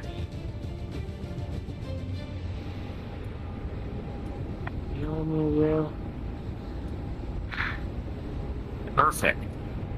You know what I'm gonna do? I'm gonna use my bonus action to Misty Step over to here. Misty Step automatically escapes grapple. Nice. Good job, Gregory. Make that, I burned a second level spell slot, and then that was my bonus action. And as my main action, I'm gonna firebolt this guy that keeps attacking me.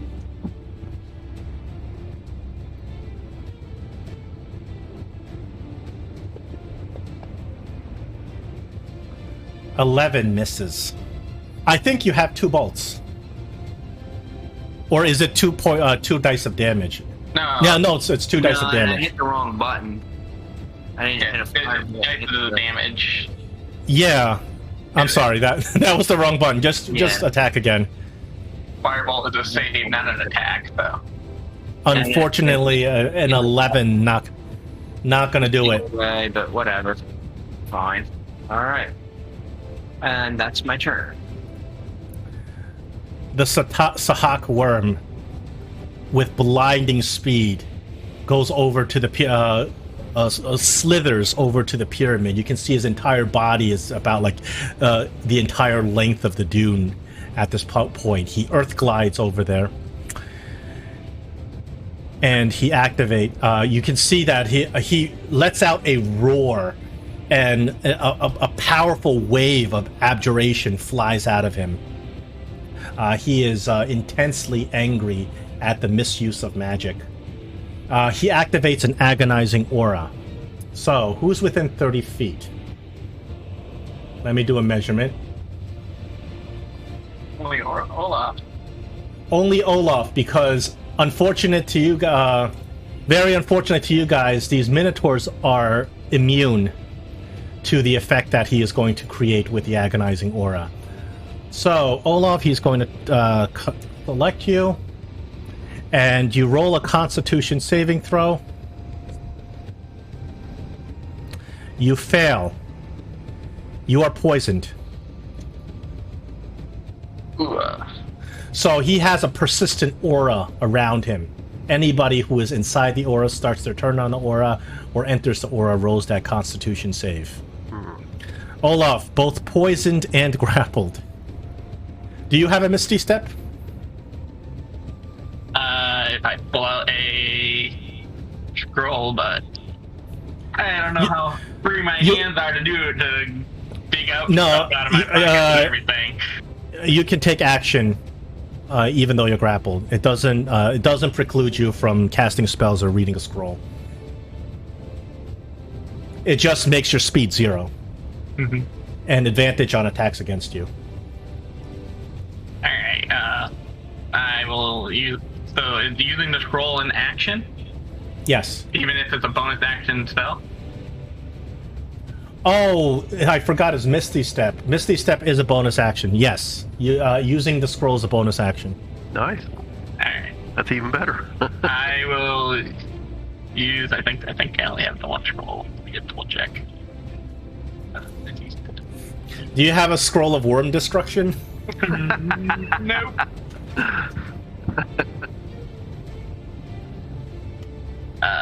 Yeah. That is my last scroll of Misty Step that I have. And I will Misty Step my way out. What, 30 feet, right? Ends your grappled, but not your poison. I'll worry about that later. And then I'll just start getting the carpet out. As an action, are you laying out the carpet? I'm gonna lay it out. So as an action, you lay out the carpet and you speak its word, activating the carpet. The carpet acts like a mount. So once you mount it, then you can control its actions. Okay. I think it's close enough. Carpet's over here. Roll. Will Olaf have to be the one to mount it and control its action, or can anybody in the party? Anyone. Whoever speaks the command word is the one who controls the carpet.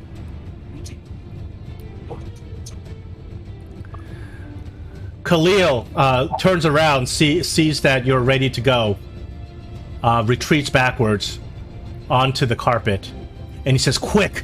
Don't fight the Satak worm. He's beyond our ability to destroy." He takes out his crossbow and shoots it at the Minotaur as he retreats.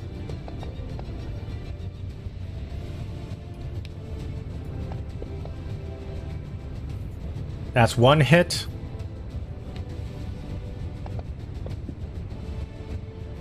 And that, I believe, will kill it. Excellent. Battle's looking like it's turning in the right direction. Gray, it's your turn. Okay, well, I don't know if I'm completely on carpet or not, but I'll... Anything on that square, obviously, is the carpet. Okay. And I will use my... I just want to confirm me moving onto the carpet. I was able to do that, right? You should have still have some Okay. movement left, yeah. But we still have to wait till his turn to move the carpet, right? Yeah. Okay, so I'll move my hunter's mark to the last Minotaur skeleton. Make sure I don't got it on twice, which I do not.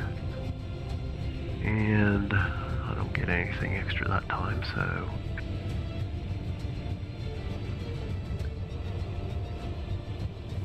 It's a hit. I'm going to try and push the Minotaur down into the worm with my swarm. It might not work. I gotcha.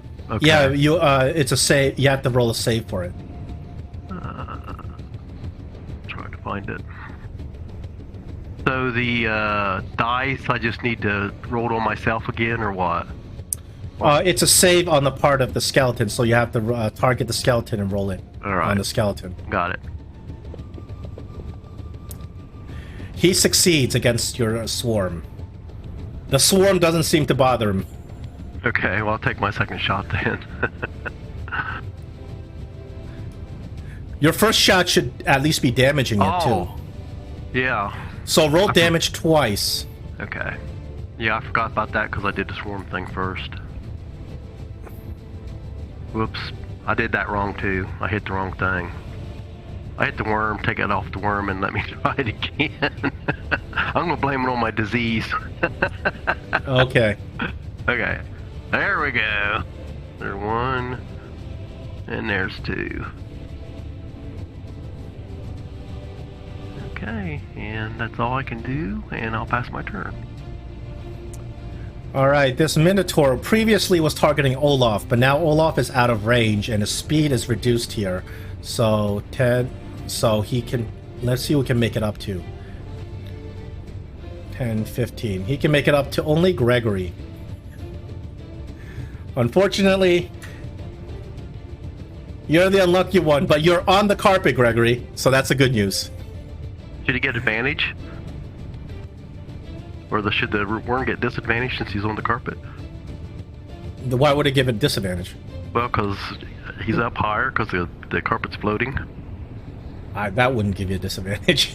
I'm trying. Good try, good try, good try. He swings his axe, but he misses you, Gregory. All right. Gregory, you're up. Alright. I just look at this Minotaur and I'm just like, I'm gonna... Let's see.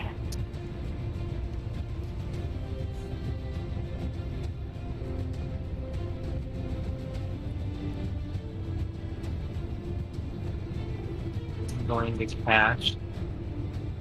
You know what? You can never go wrong with Magic Missile.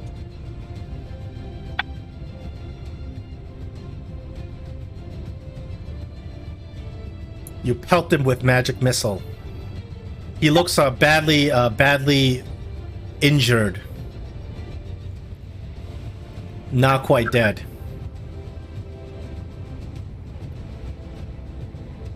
And I'll say, not today, bonehead. And I'll go this way. He will opportunity attack if you move away from him. Okay. Are you sure? Yeah. Alrighty, Minotaur's gonna come and swing his axe again, opportunity attacking you as you walk away. He misses again!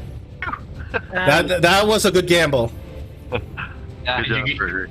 And you give him the finger as you walk back. Exactly. And I end my turn.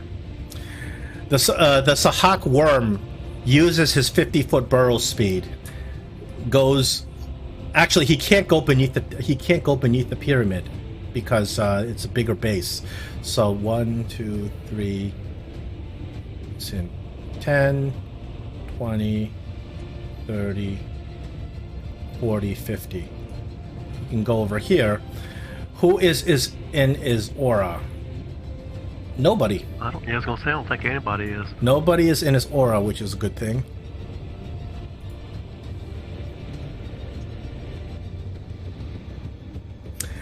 He is going to dash then and put you in his aura. 1, 2.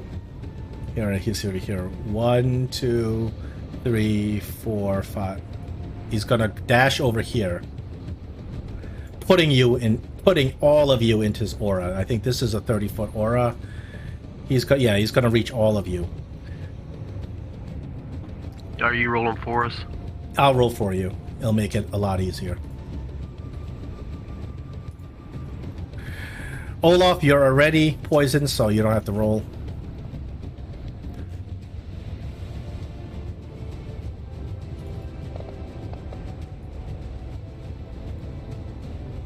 We have 3 failures. All of you are poisoned as the agonizing aura, the foul, powerful abjuration energy from this worm seeps into your bloodstream. What's the DC on that one? 17. Oh wow, heck, never even come close. This is a very powerful monster. That's the end of its turn. Olaf, Get us out of here, man! you have control of the carpet. I'm gonna yell out Brotherhood and we're gonna fly off. As you fly off, the Minotaur grabs the end of the carpet, fighting against letting you guys leave. What I need you to do is, Minotaur is very strong, grabbing this carpet.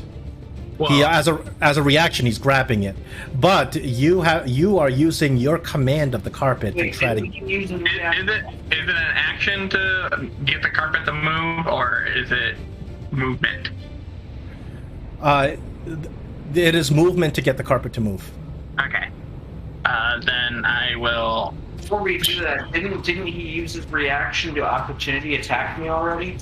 Oh, I'm sorry, he did, didn't he? I forgot about that. No, you're right. I forgot about that. He doesn't have a reaction. The worm grabs you, the carpet. Now you're wrestling against the worm. Bites the edge of the carpet. You initially it was a good thing. You saved yourself, but then it actually made things a little bit worse. So, Olaf, the carpet is held in the maw of the Sakhak worm. You are commanding it, trying to get it to escape. Now, if you want, you can use your action to seize command of this carpet and force it to leave, despite the fact that the worm's grabbing it. It might rip it, but you can force the carpet to go. That is based upon your magical command of this carpet. I will allow you to use your spellcasting modifier against the worm's strength. Can I do something different? What do you want to do?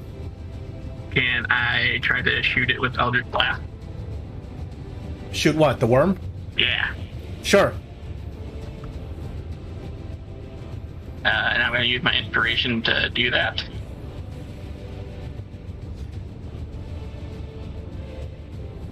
Yep.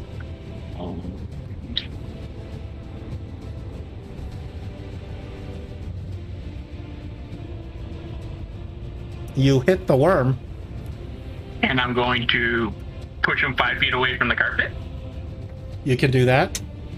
So, and then we get out of Dodge. roll your damage first.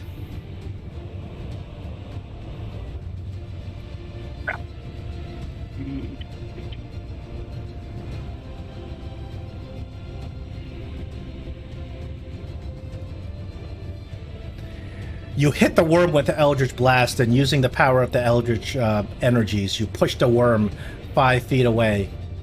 The worm takes the entire carpet with it. And you guys are dragged. Everybody is dragged with the worm. Okay. 5 feet over. I'll hit it with my second blast, so that's mine, so I'll get that over with. Nope, I didn't attack it. No. Don't attack yourself, John. Attack the worm.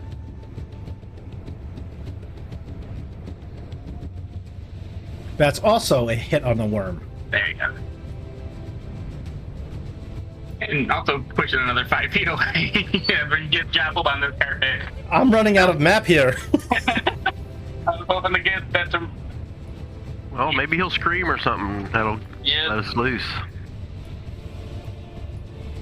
Or growl, or whatever worms do. I guess we're just. So that was my entire action. I can't try to just yank it out of his mouth now, being that didn't work. You used your action to attack it. Okay. Alright. Alright, it's Khalil's turn. He turns around looking at the worm. He says, "Oh, son of the Shaitani, please release us." He spins around, takes out his crossbow, trying to finish off this last Minotaur. But he's poisoned, so he's... Oh, even with poison, he still is able to do it. By the way, your inspiration should have made a flat roll because you were getting disadvantage from the poison. Okay. Sorry about But that. that's all right. That's all right. I don't think I had the poison effect on me. That's why I think I would. Okay, he does manage to kill this worm. Not the worm, the skeleton.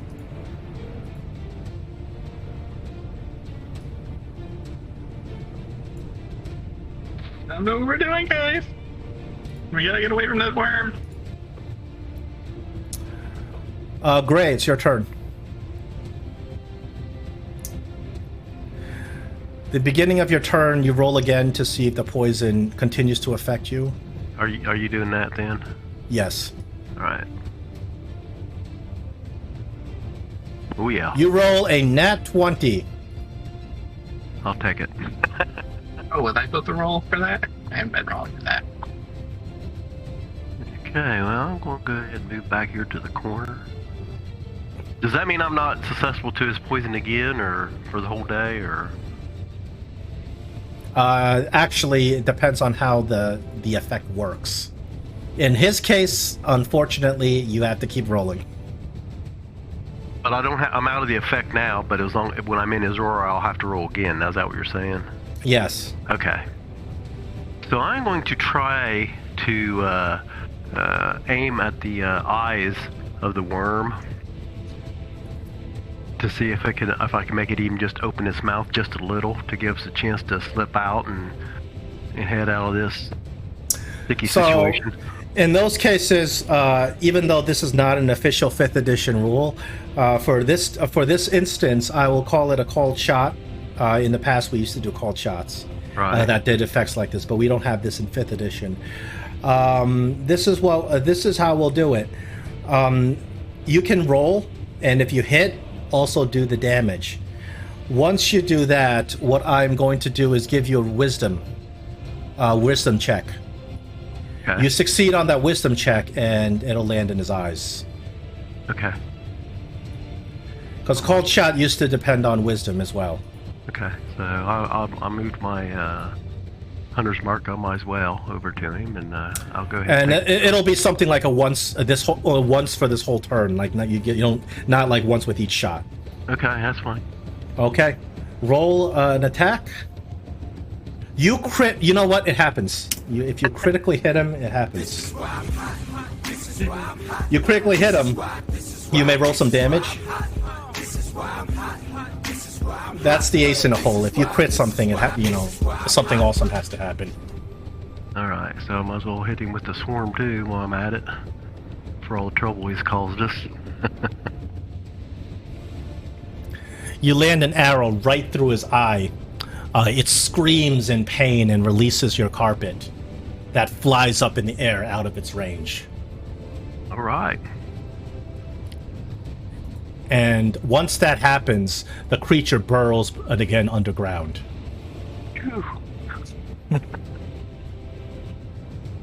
I guess that's into my turn. We're out of combat. Oh, okay. Even if you kept attacking, you probably wouldn't have killed I wasn't going to attack anyway. Yeah. I was just going to get us out of Dodge. Get out of here. So you guys are floating in the air on the carpet, just barely having saved yourself, and you can see that the worm is still there. It's circling this pyramid, just underground, out of your reach. And you look at the top of the altar of the pyramid. There is a beam of light, like a laser, pointing directly north, due north. Okay, I think that's the direction we gotta go in.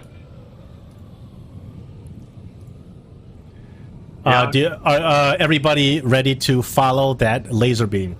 Can we get that amulet back? The carpet and tally ho. The amulet has been left on the altar. It's required to stay on the altar to unseal it. I'm ready then. So wait, 2 altars have been activated now, basically. Yes, two of the ancient seals, the Netherese seals holding back the Fire Rim, have been unsealed. You realize that every time you unseal one of these, bad things happen. First time, you were attacked by a dragon.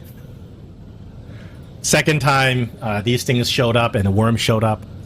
So you guys traverse the plane of standing stones, and below you, you can see several of the spawn. See these worms popping up several different areas as you're traversing, but luckily you are in the air and they can't hurt you. Yeah, really. And you guys Aladdin yourselves over.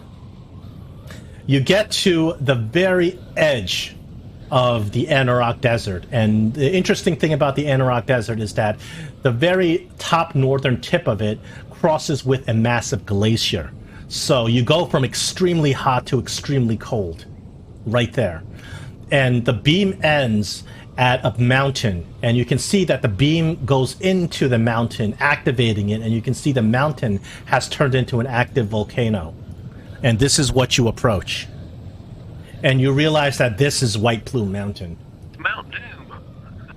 It looks a lot like Mount Doom. So half of the mountain exists inside the desert. The other half exists in a cold wasteland.